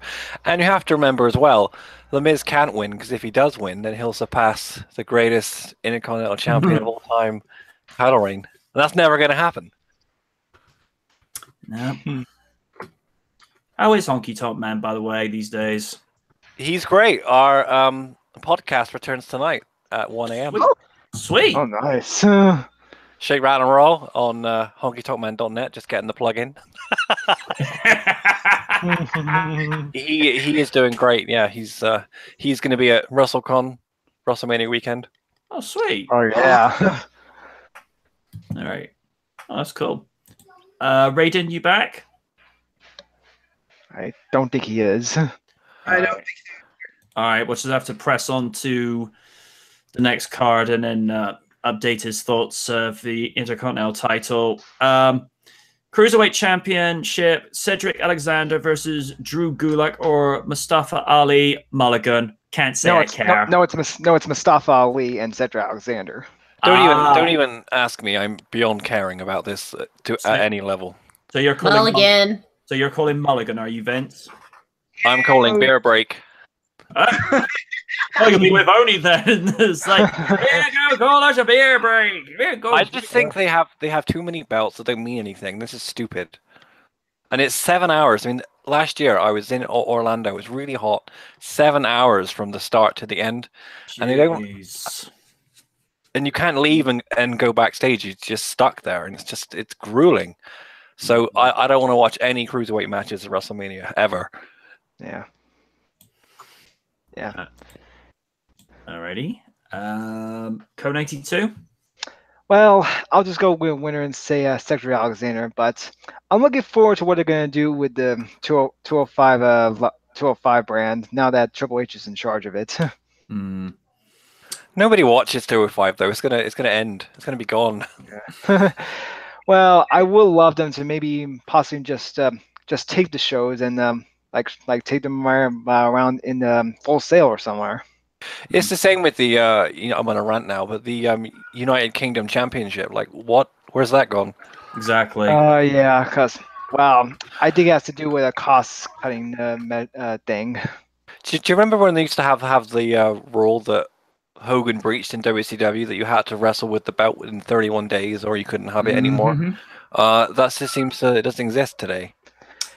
Yeah. We've talked about that at length over past RDRs and past Sunday Night Lives. You get them saying, there's a mandatory 30-day title defense rule and you're stripped of it. They did this to Edge when he was Intercontinental Champion in 2004, yet when Trish Stratus was champion in 2005, she took 3 months off for injury, didn't take the belt off of her. And they haven't taken the belt off Brock Lesnar whenever he has those intervals where he's not even at the shows. Well, Brock does what Brock wants. Exactly. Brock's like the biggest star they have. Alrighty. When did we get to you? Pull the mulligan. Don't care. Okay. Lydia? Nobody cares. Mulligan too. I really don't care. Oni. Sorry, Vince. Nobody cares. Okay, what were we talking about? I had two facilities. What were we talking about? So far, people have all called him Mulligan for the Cruiserweight title match. This is the one time I'm not calling a mulligan on it because me and a friend of mine have been watching 205 Live since... Am I allowed to say that guy's name? He who shall not be named, and you're finding him irritated because he was basically from porn for doing what he did with that shark cage at SummerSlam last year. Exactly. He who shall not be named was stripped of the Cruiserweight Championship, fired, and sent off to the moon via a cannon. That's my head cannon up. Let's Through the cannon of chaos. Oh, let's not get Tarrison involved. Sorry. Oh, but Taro-san is so much fun. Anyway. I guarantee this match will either get cut or it'll be on the pre-show. I was going to say. That's my head cannon. I'm going with it. And ever since then, they've actually tried to revamp 205 Live. They brought in a new general manager who is named Drake Maverick.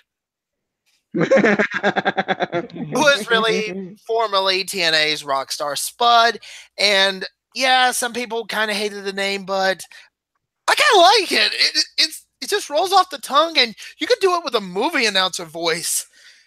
Put it in a freaking movie trailer, and you'd be like, in a world where wrestling is the only sport that even matters in this world, one man shall rule it all. Coming this summer, Drake Maverick in the 205 Wars. Rated PG-13. It's a much better name than Spud, isn't it? It's like It is. Yeah, it is. Yeah. And plus, like I said, movie announcer voice, it works. That's what he needs for his entrance. Instead of just like a regular announcer's voice, somebody comes in and just does coming down the aisle, Drake Maverick. It works. That should be a gimmick. Even though he's general manager of 205 Live, that should be his gimmick. Can I ask a question? Is TNA even still on the air? Yes. I have not watched it in over a year and a half. Actually, I haven't watched it in almost 2 years, so... What did Hogan do to TNA? I can't answer that. I don't have cable. You know what? All right, I'm back.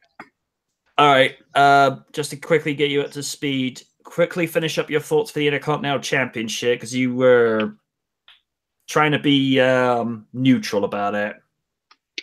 Yeah. Okay. Either way, be quick.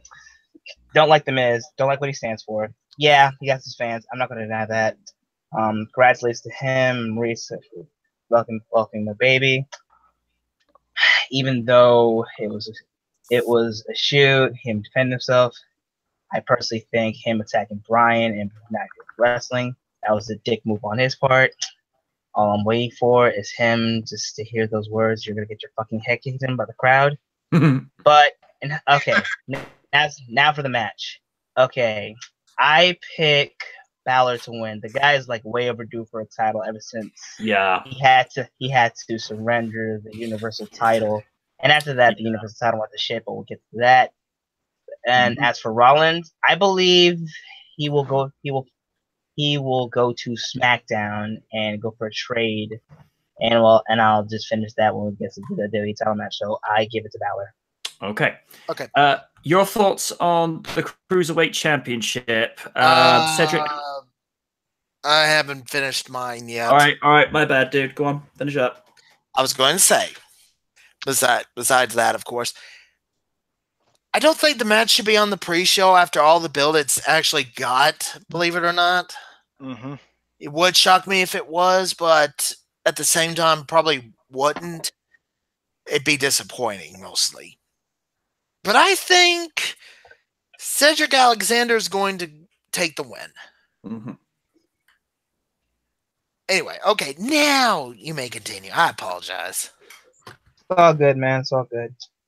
All right, gonna be quick about this as well. All right, first off, clap it up for Triple H for making 205 Live what it should have been, like the Cruiserweight Classic, storylines, character-wise, all of that. I'm loving every bit of it. Every show's been worthwhile. And like you said, the build's been great and all that. As much as I want to pull from Mustafa Ali and his great promo work, I gotta give it to Alexander. I mean, the guy is way overdue ever since. You know who held that title, and that's all I'm gonna say because the whole thing, went. But yeah, Cedric's way overdue for a town. Sorry about that.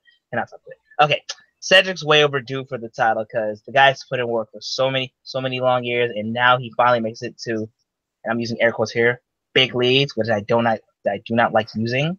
But But like I said, short and sweet. So Alexander for the win. The real winners to the fans, and personally, I just can't wait to see this match. That's basically it. Okay. Up next, the WWE Universal Championship, Brock Lesnar with Paul Heyman. Oh my god. Versus Roman Reigns. Oh boy. Apparently, this was set up 1 year in advance in response to Roman becoming only the second man to defeat The Undertaker at WrestleMania, and he's been vilified ever since. I didn't care for this match 3 years ago at WrestleMania 31, where it's just a means to show what Brock could do. And also the birth of Suplex City, which, if you notice the night on Raw afterwards in 2015, Brock actually broke character and actually smiled at the chants. It's like, okay, he actually appreciated that. Mm-hmm. I'd like to think this match will be an improvement since their first, but I don't have high hopes for it. And it'll be another suplex exhibition for Brock in which Roman will somehow pull a Cena and miraculously find a way to win and become only the second man to be actually, I think he'll be the first man to be WWE and Universal Champion, which will make him a 4-time world champion overall. Roman to win. Raiden, I know you're not a huge Lesnar fan, but try and keep it short and sweet. You got it. Oh my freaking God. I hope this ends.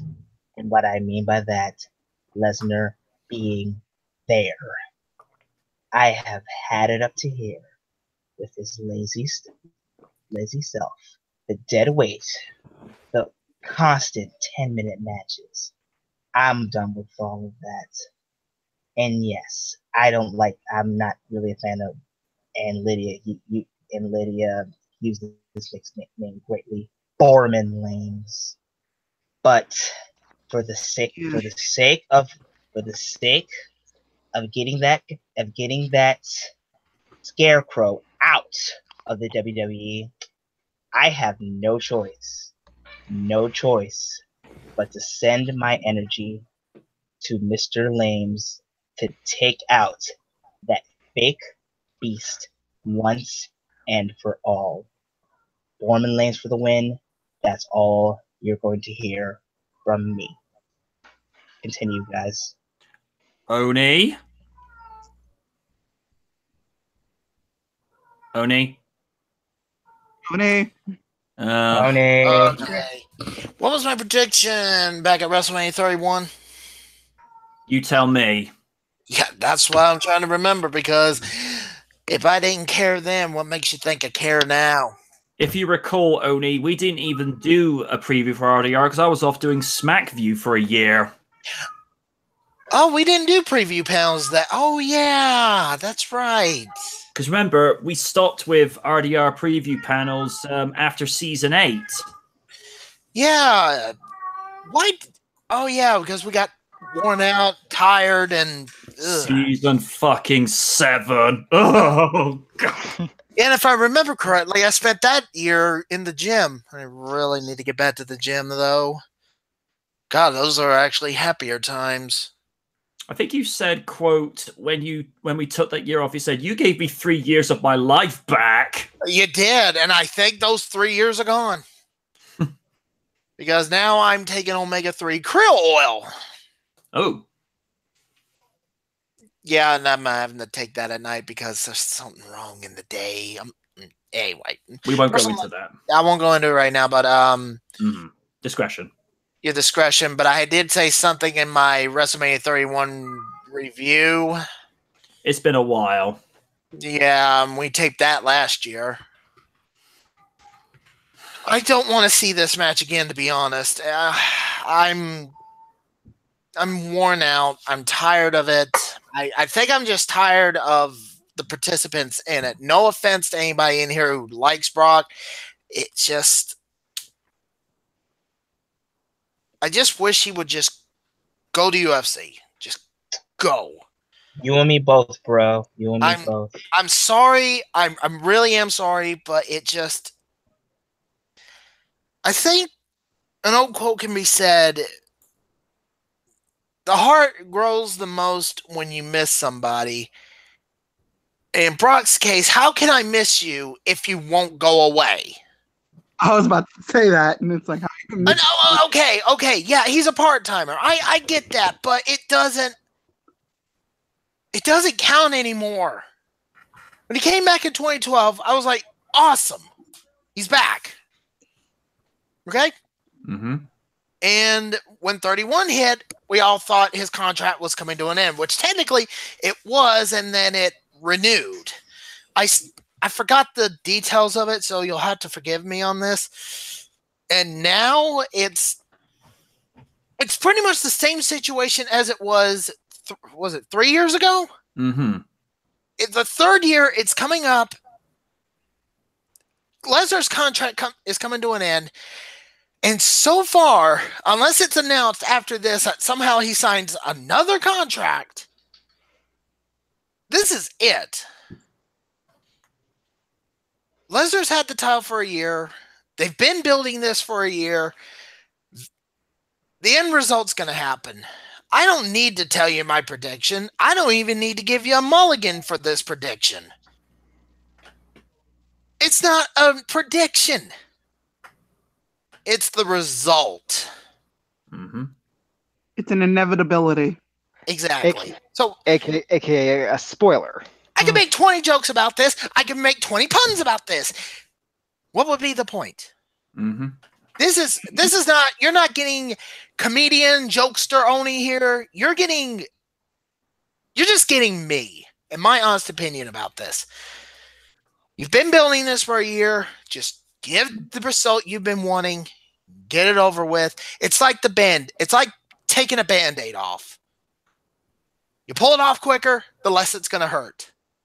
Pull it off slowly, guess what? It hurts. Just pull it off and get it over with. It's not a spoiler. It's not a prediction. It's a result. And come the review panel, result.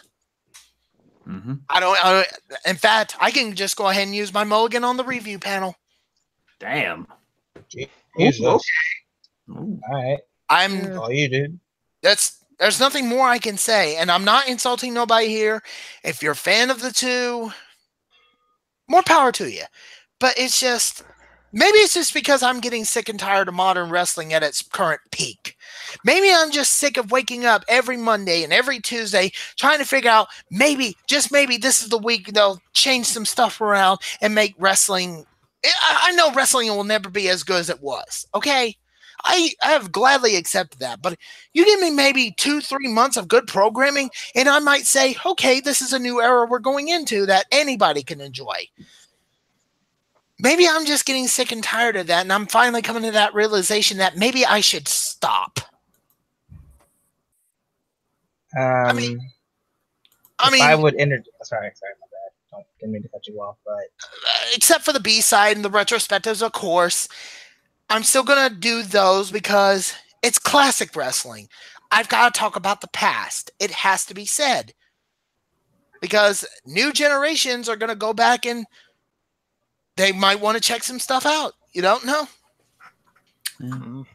But as modern wrestling as it is now, maybe not including NXT right now, I'm just sick and tired of it. I'm actually waiting to see how this WrestleMania goes before I say, you know what?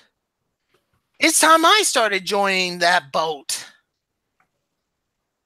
The boat that was built years ago, and I keep missing it.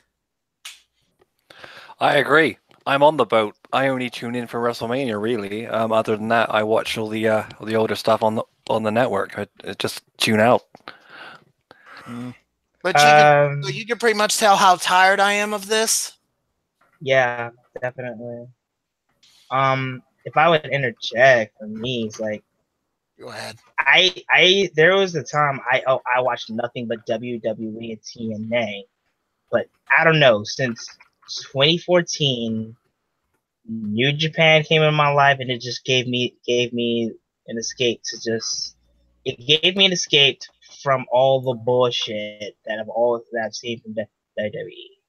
I've been defending it for too long, but nowadays my eyes were open. I've seen so many good things, from New Japan to Ring of Honor to Progress to CZW to AAW, any other league that cares about wrestling. So I think, and I'm not trying to tell you what to do, Oni, but like, hey, you ain't gonna hear any complaints from me. All right. But I feel like wrestling now is as popular as it is. WWE is just basically a polished. It's just I don't know what to say about it anymore. It's like the product is there, but it's like not there considering how they push talent and booking. At least with NXT and 205 Live, they know what to do, especially with Triple H at the helm. Nowadays, there's that one thing that will never change: the adaptability and the pushing the right person. So, with that said, we'll see what this WrestleMania can do. But who knows how long it will last? Even though they have all these sponsors, all of that, it's at the point where they're making wrestling not fun anymore. In WWE's case, that's the way I see it. For me, I love wrestling. It's been part of my life, since childhood. I basically base it on anything I do, everywhere I go at times. But I got my real wrestling. WWE is just nothing but entertainment. Well, That's you have to basically think as well that they're making more and more money every single year, so they're doing something right. And Yeah, that's true. Yeah. I always put it down to the fact that we have our childhood, and then you have your heroes, and then you have the things that you love and you get into, and you fall in love with it for the first time. And then we had the Monday Night War, so we had a second wind.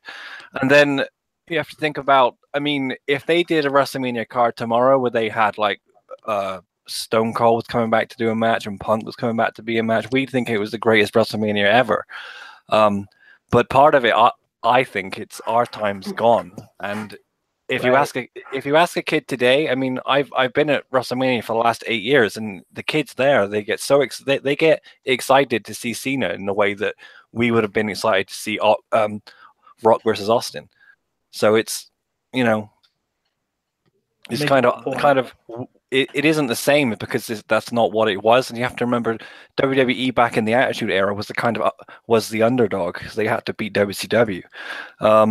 And so you don't really root for the king. So I think part of it is because they've become so big, they don't have to try anymore. It's just in and out, in and out.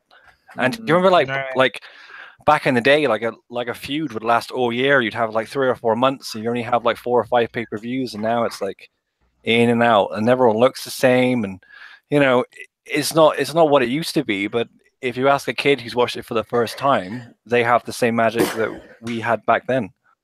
Right.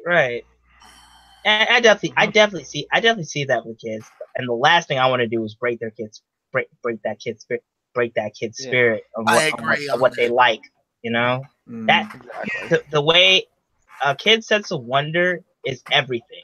We've all had it, and I believe it still sticks with us today. So, like I said, who are we to destroy that?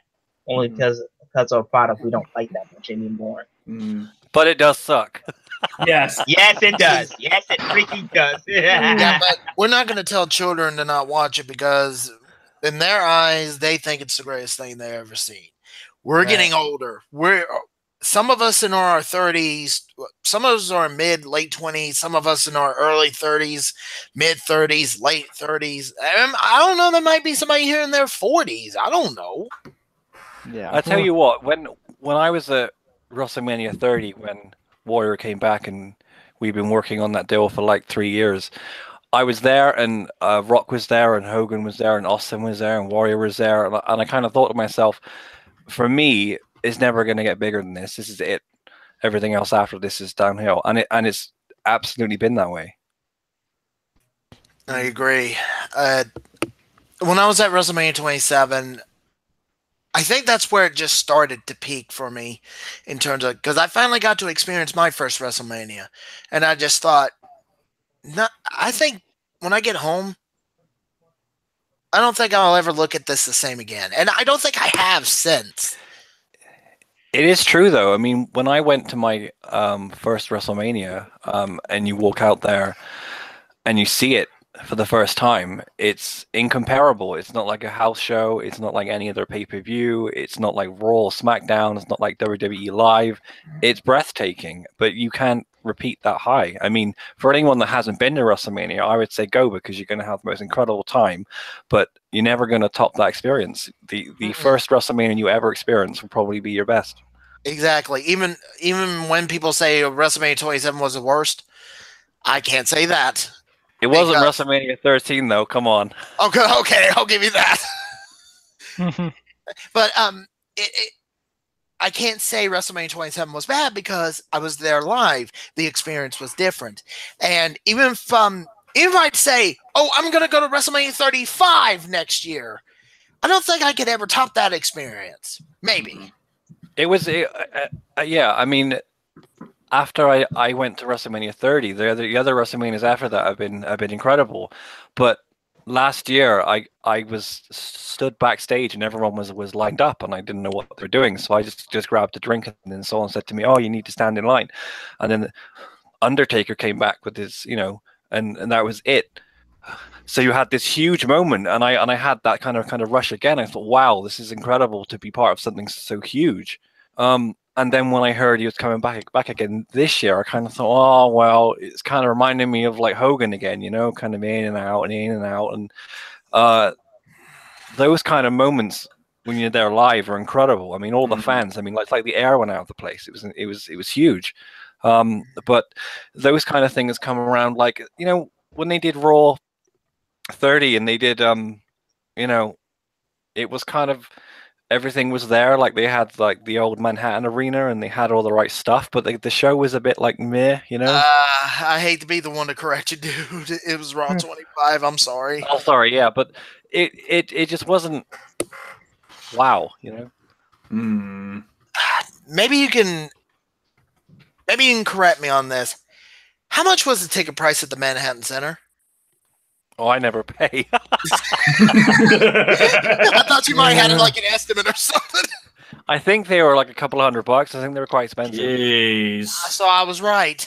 But most of the fans didn't actually watch anything because all the action was going on in the arena. But saying that, I lived for the Vince Austin moment, and had that been the end of the show, I think it would have ended perfectly. Mm-hmm.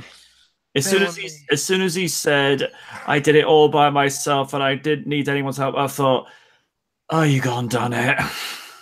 I was grinning from ear to ear. It's one of the few times Austin has, come out to the ring and didn't even utter a single word on the microphone. I thought, okay, that was different. I still don't think you've seen the last of him. No. Well, you have to think though. I mean, if Austin does come back and has one more match, for you, MJ, you're never going to have a bigger moment. That'll be it. So if there's a WrestleMania that you need to be at, that's going to be the one. Mm-hmm. Whether he will or not, I don't know. I'd like to think he will, but even he has said multiple times down the years, the right circumstances would have to come into play. The stars would have to align properly. I mean, he still honestly thinks his best last match would be against CM Punk. But we all know the circumstances of CM Punk not being there anymore. Let's not go there. But look what happened with Warrior. I mean, never say never. You never know. True. I actually prefer the Hall of Fame than I do to WrestleMania. It's awesome. yeah. I was actually going to say, when I watched the WrestleMania replay, after Cena won the US title, the camera actually cut away to you in the crowd. Oh, did it? Yeah, you were actually on WrestleMania 31 as soon as Cena won, it actually cut to you in the crowd. I'm like, I know that face. Well, I was probably bored. You did have a very nonchalant looking face. I'm like, Cena's won. It's just hard though for me because like when I was there at 30 and Warrior came out and then Hogan came out at the start of the show, like the fan and I say to anyone young, like my nephew loves it and he's only 10. I say if you watch the network and you listen to the crowd, like when Austin's music hit or Hogan's music hit or Warrior's music hit or Savage's music hit, the place went crazy and now it's just not there. Yeah, Hogan botched that night by saying, welcome back to the Silver Dome. We're like... Well, he's botched a lot of things in the last decade. Oni has a whole list of that. And most of them have been his TNA run, no offense. But I, anyway. I really want him to have his farewell. Anyway, I think we're getting off. No, we've been on topic. It's just been more us So, like- facing reality at this point. So, let me see what happens with this year's WrestleMania. I already know the result of the Universal title match. It's not a prediction, it's a result. All right. I'm not even gonna say it, but maybe this is where my future leads. It all depends if they get the magic ingredients. I mean, look at something like Roseanne, for example, 18 million people, and who would have ever guessed? So if they get the right card, the right match, the right promotion, you guys are gonna be there. Well, the WWE title match may be it, but we'll get to that in a second. Raiden, did you actually give your thoughts on the Universal title match? Yes, I did. Lydia! Oh, okay. Yeah, Lesnar is not exactly my favorite person, but then to be fair, neither is Roman. So it's like, do I want to get punched in the face or punched in the boob? I'll take the punch to the face and go. Yeah. Well, since we don't have any other options, I have to go with Borman Lames, because Brock is pretty much out the door. And he's going to hold the belt and then face off with who he's going to, who they just deem worthy, putting it in Vince's eyes, of who they deem worthy of being the next #1 contender. All right. So that. Right. For the Universal title? Well, it's hard to say. If his contract really is running out, then chances are it's probably going to go to Roman.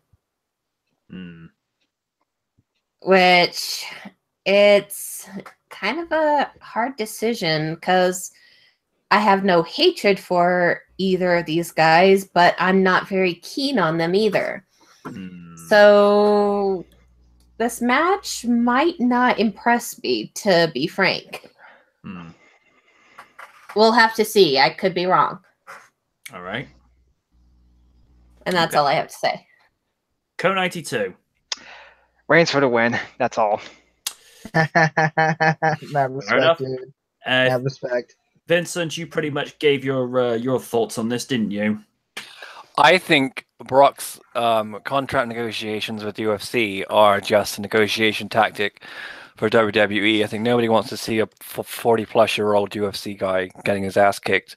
It's a young man's game. I think that Brock's going to win, actually. Okay.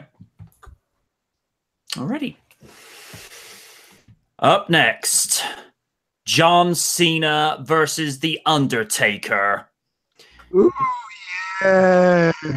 This is a dream match that should have happened pre-2010. My reason? Ever since WrestleMania 26, the match with Shawn Michaels took something out of Taker, and he hasn't been the same since. Cena is at a point where he can still go.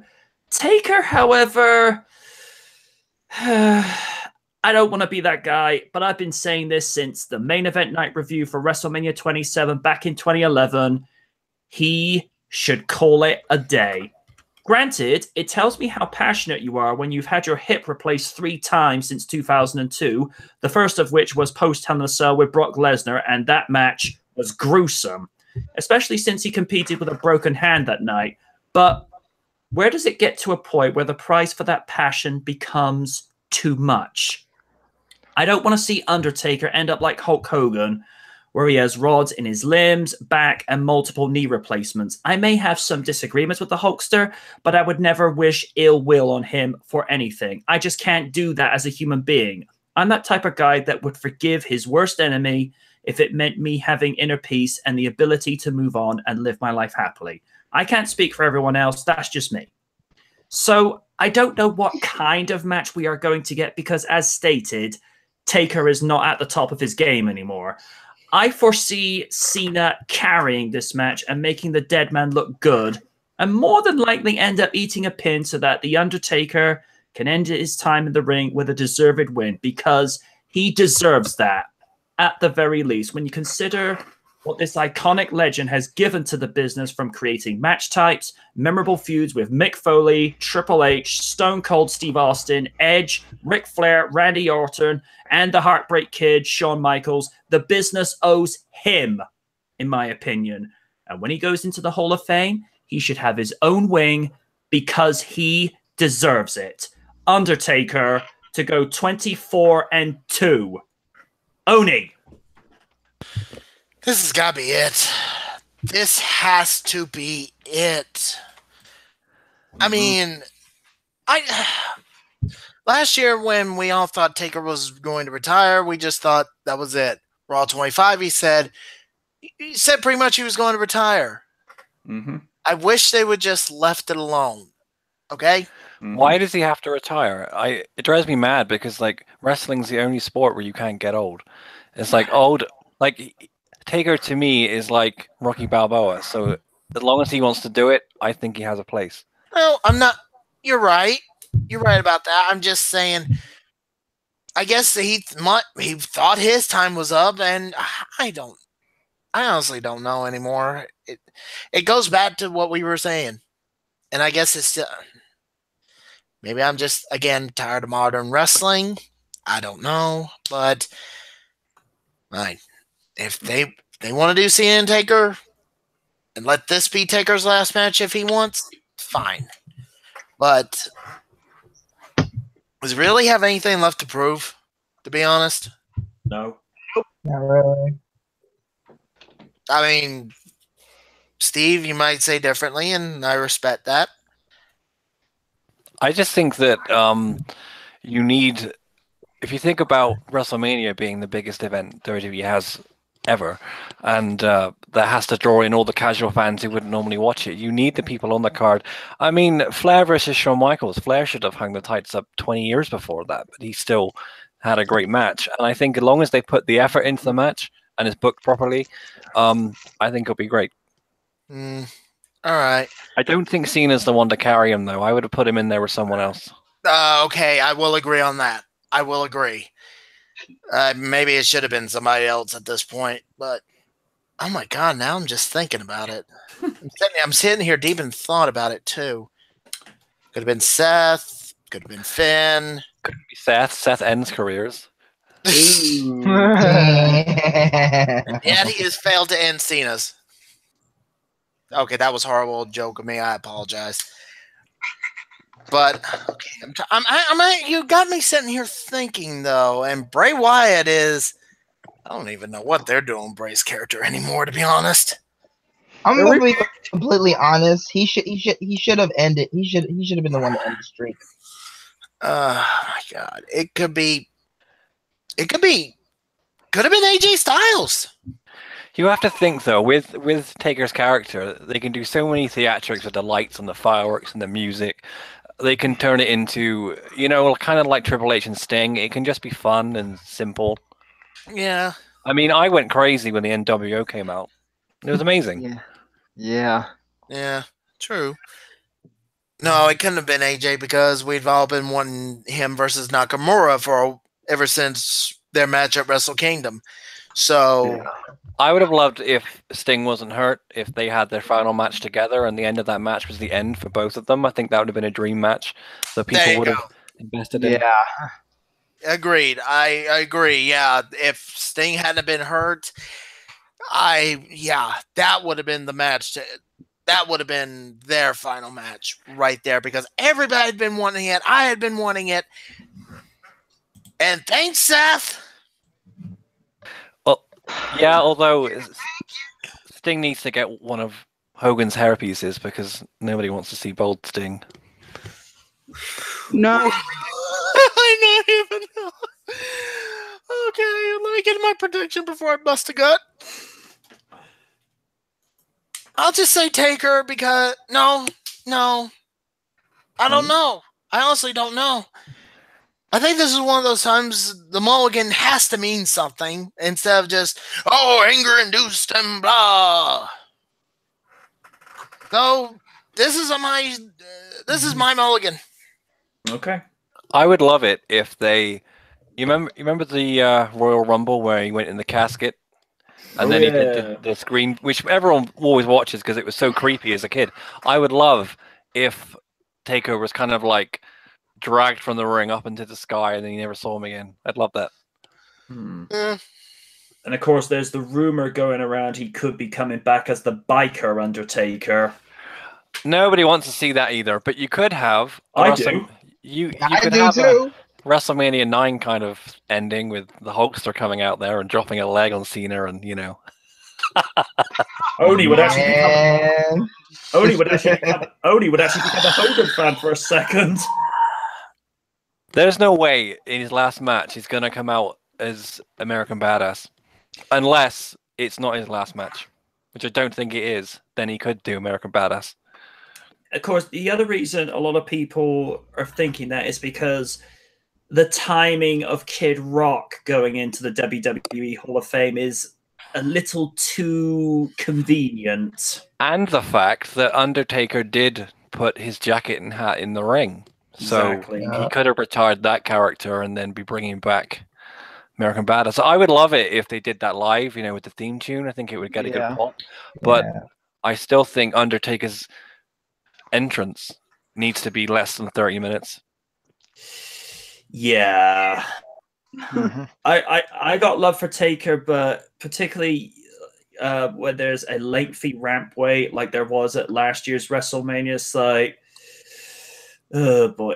One of my buddies, you remember Pete from back in the day, Vince, he once said jokingly, when Hogan and Flair have to go to the main event for SmackDown, they actually have to start at the beginning of the show because it takes them 2 hours just to get there. I remember Pete, that son of a bitch. He's the one that bought that Hulk Still Rules DVD, didn't he? Nearly 20 years later, you still haven't forgotten. See, yeah, so unlike you, I hold a grudge to the grave. But this is the day before you had like on-demand YouTube network, anything like that. They had one copy of that goddamn DVD, and that son of a bitch bought it. And he bought it to piss me off. I believe you just went into one room one time, just went, you. Yeah, well, you know. There was a joke I was going to say, and forgive me for this. I've been saying forgive me a lot, but it's actually true. Taker comes down the ramp for WrestleMania. Okay, Taker's going to the ring. I have time to cook me a pizza in the oven. Ting. Okay, pizza's done. Cutting it up. All right, that's ready for me and my guests. I'm gonna sit down. Oh, Taker's halfway there. I'm going to the ting. Okay, clean myself out. Let's sit down. He's not even near the ring yet. You know what? I'm going for a beer run. You want to hear a cool story? I was asked if I wanted to be one of his druids a couple of years ago. Whoa! Oh, I've got to hear this story. Well, that was it. That was it, really. They just asked if I wanted to be one of his druids, but because I wouldn't have been able to come out and be sat where I was sat because of the cameras, I decided I would rather watch it live than stand on the set. Is it weird that if somebody did it, say I was there and there's like, let's get some random guy and they chose me and it's like, you want to be a druid? Would it be weird if I said yeah? No, it's. I mean, they literally ask anyone who's not anybody backstage. So if he's just kind of hanging out, you can just do it. They have all kinds of wrestlers do it that aren't there, you know. Yeah, I mean, I could just knock that off my bucket list right there. I mean, I'll never get in the ring to wrestle. I mean, the closest I could be is a manager if I'm trained properly. I tell you what really pissed me off is I was walking backstage to get a drink, and I saw Hogan over an ironing board cutting up an NWO t-shirt, so I ruined the surprise for myself before it even happened. Oh!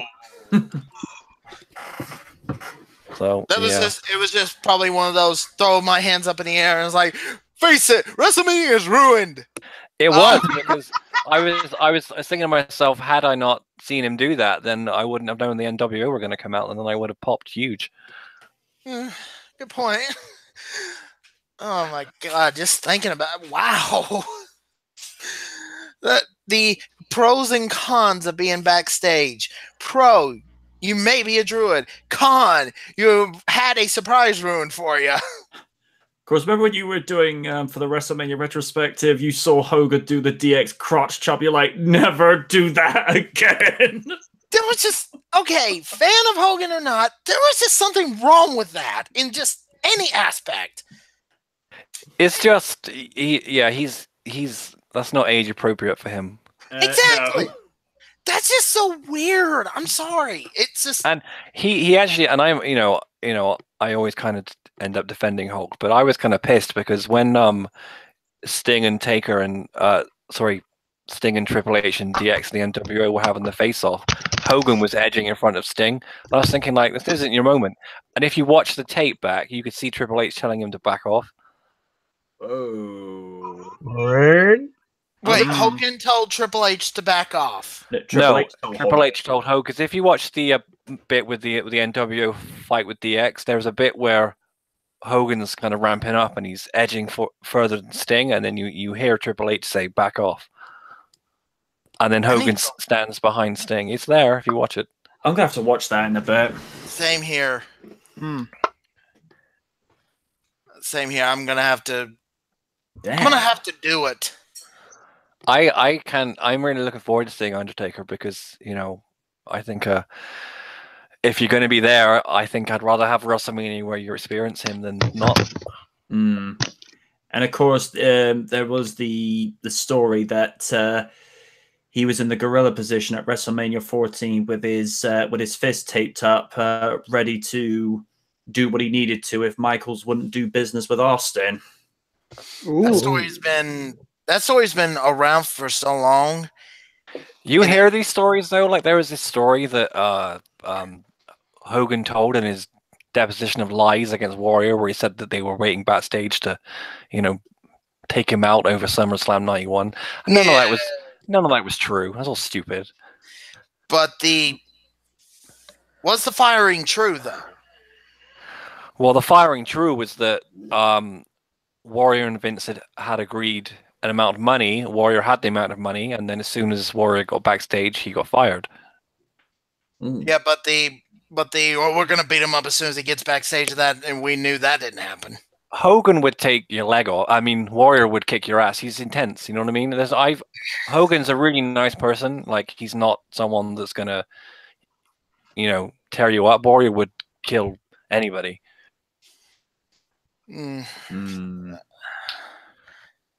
If you watch some of Warrior's YouTube stuff that me and him did, I mean, he was intense. That was him 24/7.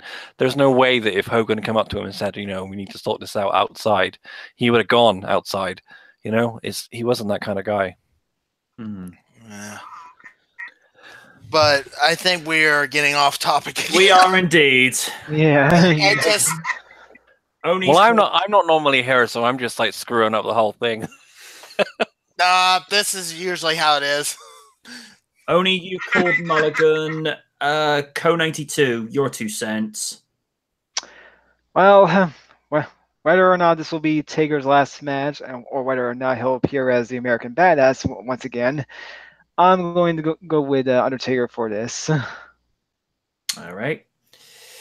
Lydia? Oh, this.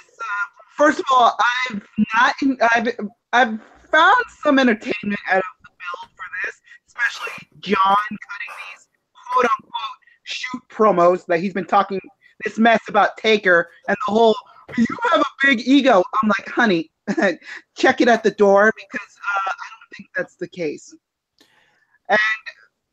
But I think that Taker's gonna come out and be the only reason he's gonna come out as American Badass is because of a certain individual being inducted to the Hall of Fame this year. And I think you can have enough time to pull that entrance together as long as it's short.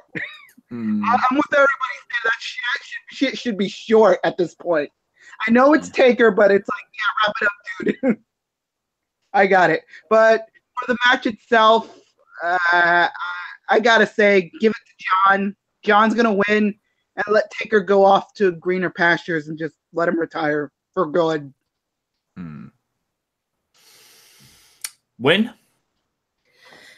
Hard to say. If this match really is a thing and we're seeing Taker come out of this retirement, even if just for one match, then I would have to give it to Taker because that's probably my personal bias. I am not exactly a big hater of Cena per se, but I've always had much more respect for The Undertaker because I've seen more matches with him because I started watching a lot of more wrestling consistently when I was 12. I watched it on and off when I was a lot younger, but when I became a consistent watcher, it was when I was 12 when I could actually catch it on USA every Monday. So if he comes back as the American Badass, awesome. We'll have to see if it's his last match or if he's coming back, because to my understanding, after his recent needed surgery, he's apparently feeling a ton better. So it remains to be seen, but regardless, Taker hands down. Raiden? American Badass or bust.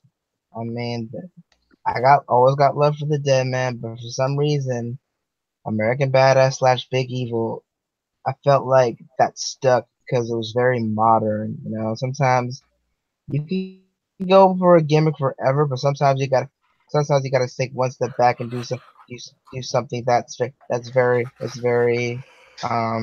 very shocking, and that's what American Badass has done.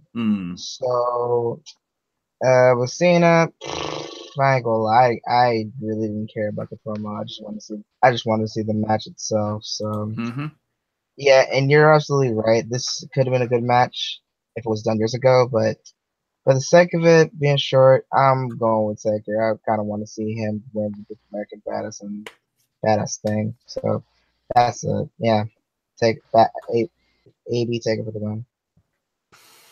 Vincent, do you have anything to add to what you just said, or did you pretty much put your statement down? I think Taker's going to win. I think that you're going to get 2 more years of him too, because it would be 30 years in 2 more years that he's been in WWE, which I think is a big thing. And I think that will be the big Hall of Fame, unless we get the John Cena heel turn, because I think he's 40 years old. He's wearing jean shorts. I think that's going to happen sooner than later. So I think he's going to reinvent himself.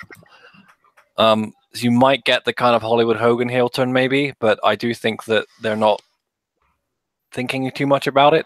So I think that, you know, I think Taker's going to win. I don't think it really matters because like Cena's doing movies and stuff now. So either of them I think are both like special attractions at this point. But I think that Undertaker's going to have 2 years of celebrations. You know, it's funny. Some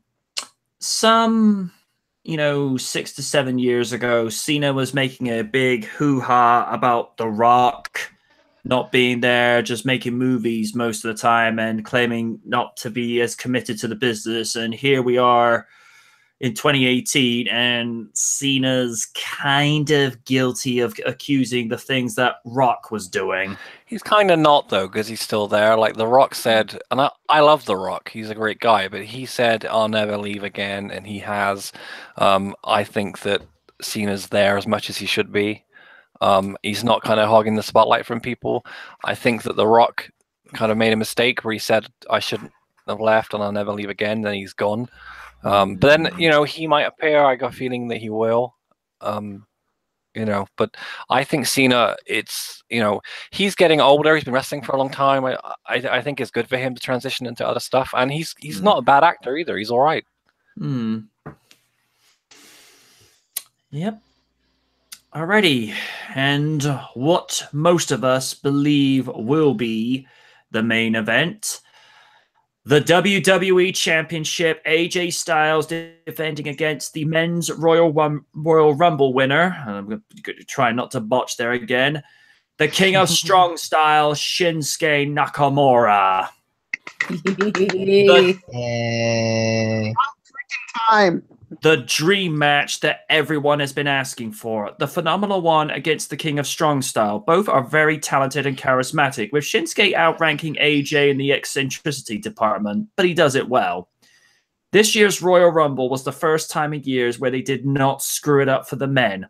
Nakamura is the man that everyone wanted to win, and their patience was rewarded. The last man to win the WWE Championship at WrestleMania because of a Royal Rumble win was back in 2013 when John Cena defeated The Rock at WrestleMania 29, capturing his first WWE Championship in nearly 2 years and finally ending his personal and professional beef with The Rock. And I bring this up because if you recall, whilst Randy Orton had won the Royal Rumble last year, he had to reclaim #1 contendership after refusing to face Bray Wyatt before burning the house of Sister Abigail down and then winning #1 contendership again. Will Nakamura be the one to end the streak of Rumble winners not being victorious at WrestleMania? I say yes. Nakamura all the way. And Raiden, I know you're a huge fan of both of these men, so go nuts. Oh my god, man. I have been waiting for this encounter since their amazing match at Wrestle Kingdom 10. This time, for this match, I really want to see Nakamura go all out. He will smile in your face, but beat the shit out of you if he can. AJ, we all know he's phenomenal. We all know he's gonna go at it. And if his last 2 Manias showed up, I feel like he's gonna go another level. This is basically I don't know how to call it. I mean, both of them are both honorable competitors, so it's like a battle between and I know NBA fans are gonna get pissed off at this. It's like Michael Jordan versus LeBron James. It's basically like now I wouldn't say both of them are old, but in a way, they're long-standing veterans. I see this match basically going the way of what's a big legendary match that was really good. I would say it would be like Chris Jericho versus Shawn Michaels WrestleMania 19 wise. Ooh. That was a good one. Yeah. But as much as I got love for the Phenomenal One, Nakamura needs this win. Because last year, the shit that we had to sit with because of the jobber beating him, that was not cool. Nakamura needs this win badly. But like we said time and time again, the only people that's going to win is the fans. So I see Nakamura beating Styles in an amazing match. That's all I gotta say. You guys go nuts. Yeah. Go 92. Yeah, I think we can all agree that this match is going to be very, very entertaining, and we know that these two are going to bring the best out of each other. And like, I think as everyone is going to predict, Shinsuke Nakamura is going to go on top and will win the WWE Championship. And it'll be nice to have Japanese wrestler hold that title for once. Absolutely. Yeah, but what about Yokozuna? Nah, he doesn't kind of count. He's Polynesian. He's Polynesian, Yeah. right? Yeah, he's Samoan. Okay. Yeah, Samoan. Lydia? Ooh, I won't admit this out loud because, Triple H, thank you for bringing Nakamura to the NXT roster, thereby bringing this man to the main roster itself. Because Nakamura is an amazing talent that needed to be on our screen so that we can all experience him firsthand. Because a lot of us don't have access to independent wrestling like myself.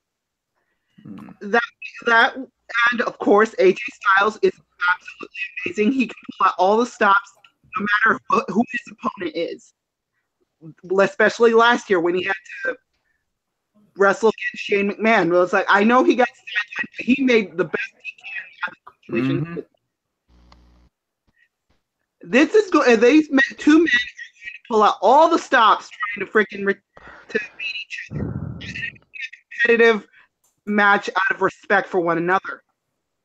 But seeing as how the rumor is that AJ might be working hurt, Nakamura win the title, and we are going to get our first, possibly our first Japanese WWE champion. I believe he's the Japanese one, won't he? Yeah, I think he will be. Yep. Okay, so give it a precedent. That will friggin' just like that'll be historic. Give it to Nakamura, and he's deserved it, especially after parroting what Raiden said after the crap he went through with the Jinder man from Jobber Lane. Yeah, so my pick is Nakamura. I love Styles, but Nakamura's Win? It's anybody's game here, to be frank, but if he is working injured, then Styles may have a small disadvantage. And honestly, I'm kind of on the fence in terms of this match because I like AJ Styles. I like Shinsuke Nakamura. I want Nakamura to get that push. But on the other hand, I wouldn't be bitter if AJ Styles won. So again, like I said, with the match between Asuka and Flair, I would not be angry regardless of who won. It's going to be an entertaining match, though. Why not? I'll give it a go and say Shinsuke Nakamura for this one. But if I'm wrong, again, I won't be angry. Yeah. Oni. All right. The fans. There's nothing really to talk about. I mean, this is the moment wrestling fans have been waiting for since their match at Wrestle Kingdom. I want to say either 9 or 10. I can't remember. Forgive me. It was 10. It was 10? Okay. Yeah. They've been waiting for this since Wrestle Kingdom 10. They've wanted this match. This is the fans get what they want match. Pretty much. Don't know how long it's going to go. I'm hoping it would last at least 25 minutes. At least. I don't know who's going to win. The fans. Yeah. All right. And this match needs to close out the night. Yeah. I'd agree with No, it's not. that. Vincent? I think AJ's gonna win. I think Nakamura is a internet champion. I don't think he's champion for the kids.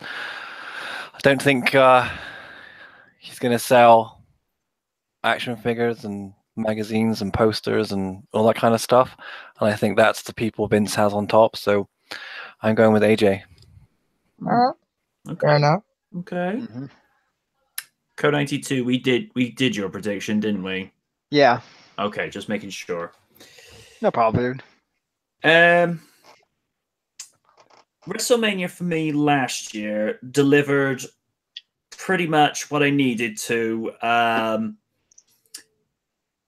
think it was fitting that Taker and Reigns closed out the night.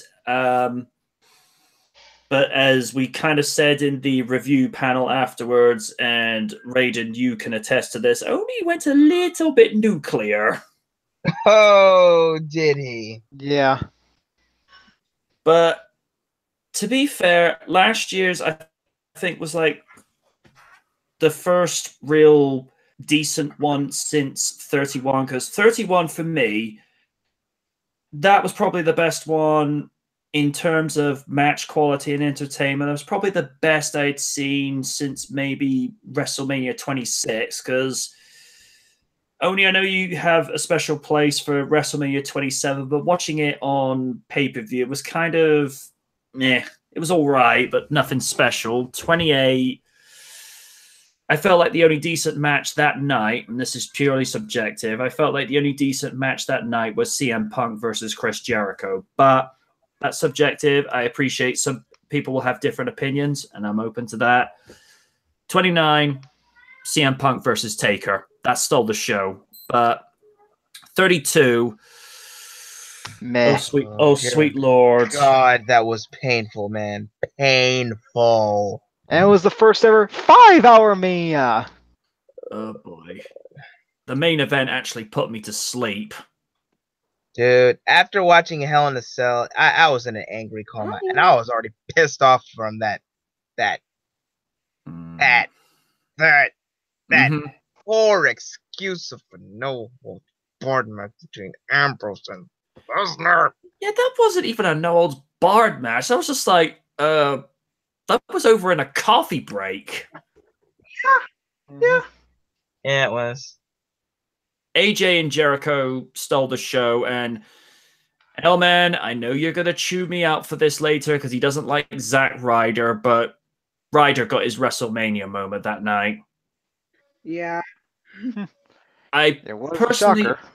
I personally think he could have had the belt for maybe a week because I felt to dethrone him the night after. That's like... And Vince, I know you're not a fan of Christian, but did we need to pull a Christian from 2011 where he loses the title like a few days after winning it? I wouldn't have ever given him the belt in the first place, so... But, you know, everyone's got different opinion. That's fine.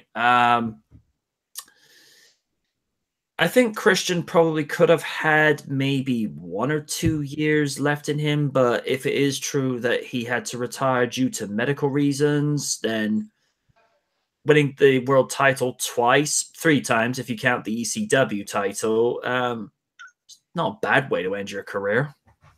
Yeah. But, and this is the thing, me and Oni can attest, by the time it got to SummerSlam with rematch after rematch after rematch for the world titles, like, let this be it. Because we were all sick of it by that point. And then, of course, well, speaking of 2011, one guy who got his day in the sun finally, Mark Henry goes into the Hall of Fame this year. I know some people have their opinions about him, but when you consider what the man has done for the business, particularly with some unflattering angles with him and Mae Young, we're just going to gloss over that. We're not going to go into it because Win had to slap me for that last week. Yeah. I still love her for it. She's cool. But Mark's done a lot. And, you know, what more was there left for him to do other than to go into the Hall of Fame? Because, you know, what's there left for him? And I kind of have to echo what Raiden said last week. This has got to be the weakest lineup for the Hall of Fame, with the lone exceptions of the Dudley Boys and Goldberg going in. Because the Dudleys is overdue. Goldberg, you could argue to some degree, has been overdue for some time. And the thing that struck me is that Paul Heyman's inducting him. Whoa. Okay. Yeah. I was really surprised by that. I thought they would have asked Eric Bischoff. That would have made more sense. Yeah. But I think Hogan's going to induct Hillbilly Jim. Actually, that's been debunked. Really? Well, we'll see. They're saying it's Jimmy Hart. Oh, God. Oh, yeah. Oh, Lord. Not a fan. It's funny, I actually dubbed Oni as the mouth of the South once, and he's just like, why'd you have to compare me to Jimmy Hart for? No, it's not a joke. It's not me. It's not a rib. Unless I might have overlooked, but I thought I saw it on WWE's website. If you give me about a couple minutes, let me look. Hold on. You have to remember, too, where Jimmy goes, Hogan goes. Good point. What would have been an inappropriate inductor for Goldberg would have been Jericho. Let's see. Shows. Jericho needs to stop. What was that? Sorry, Steve. Wearing no You go shirt. on. I just think Jericho looks terrible now. He needs to put it away. I mean, he did look good against Omega at Wrestle Kingdom 12, but yeah, you're not wrong. I mean, there was a time he looked picture perfect, but nowadays it's like, Well, he should just wear. um, You know when like Hogan got to the age and he stopped wearing the yellow trunks and then he got the long tights. I think Jericho went the wrong way around. Yeah. I personally think Jericho was better with the longer tights. It did seem to be a little bit more flamboyant for him. yeah. And he's grown his hair back again, because I noticed for Raw 25, his hair was at a similar length to what it was when he first debuted, interrupting The Rock all those years ago. Sorry. But I don't know. Like I said, this year it's got to deliver. It has to, because I've noticed on occasion, if WrestleMania is on an odd number, and this is purely my perception, yours may differ, it tends to perform a little better. When it's on an even number, Hit and miss. I mean, 30. Are you crazy? WrestleMania 18, WrestleMania 10, they were great. Yeah. WrestleMania 32. Ugh. There hasn't been a good Mania since 30, really. For me, I say there wasn't been a good at that time before 30 happened. That wasn't a good WrestleMania until like 24. I think Flair's was the best before 30 for me. Right. That was the one time Shawn Michaels didn't celebrate after a WrestleMania win. He's just like, I just ended the career of Ric Flair. I'm not celebrating this. I'm out. Seriously, that moment was like, I'm sorry, I love you. That stuck with me. Like, holy crap! But you could see in Flair's eyes, he's telling him to do it.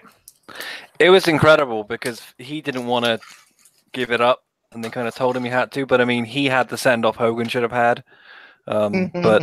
True. But you have to think, Flair is not really a WWE guy; he's a WCW guy. Slash NWA, but yeah. So, but they kind of do what they want. I mean, I know obviously, they use Warrior very well. More with Randy Savage. All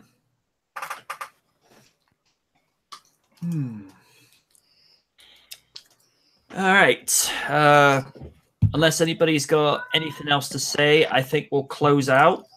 Oh yeah, we good. Let's close it out. Yeah. Pretty much predicted every match on the card.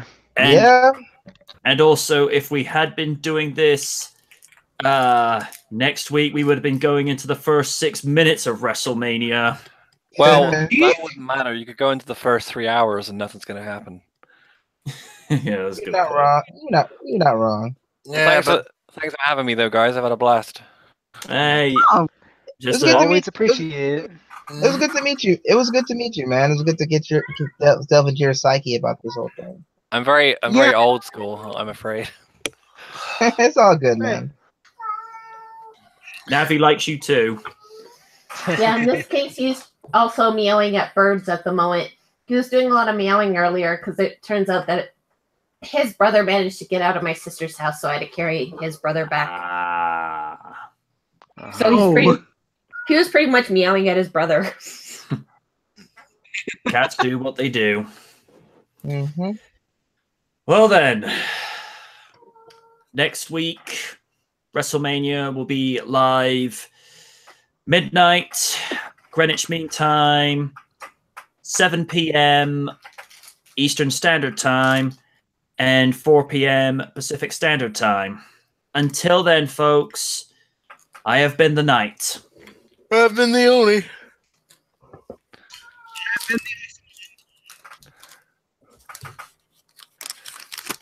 I have been the crazy cat lady and snarky one.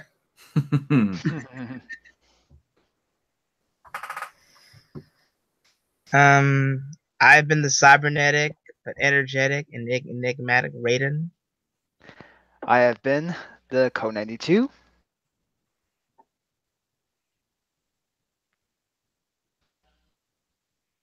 And he's been Steve the Vince Wilton. Oh, sorry, I was just waiting for you guys to hang off. Like, No, we always do this outro thing. It's been a thing like that because outros are ratings. Oh crap! well, if any of you guys in the business. If any of you guys fancy checking out in 52 minutes, we'll be live on Shake, Rattle, and Roll. Sweet. Gotta get the plug in. Gotta get the plug in. Hashtag HPM for Hall of Fame. I've said it. I said it. Okay. We're live, people. Yeah. He needs to go in. That'd be great. Well, if Savage can get into the Hall of Fame, it shows Honky Tonk Man can get in. And we'll be live with Greg the Hammer Valentine. They're doing a Rhythm and Blues reunion. Really? So that'd be cool. Oh, yeah. Nice. Cool. Go check it out. There you go. Plug by plug. Plug on the plug. There you go. Go check it. Do it now. Until then, folks, catch you on the rebound. Thanks, guys. Pleasure to have you. Have a good day, people. We out here. Have fun with Mania. Like we're gonna do. Later. Ish.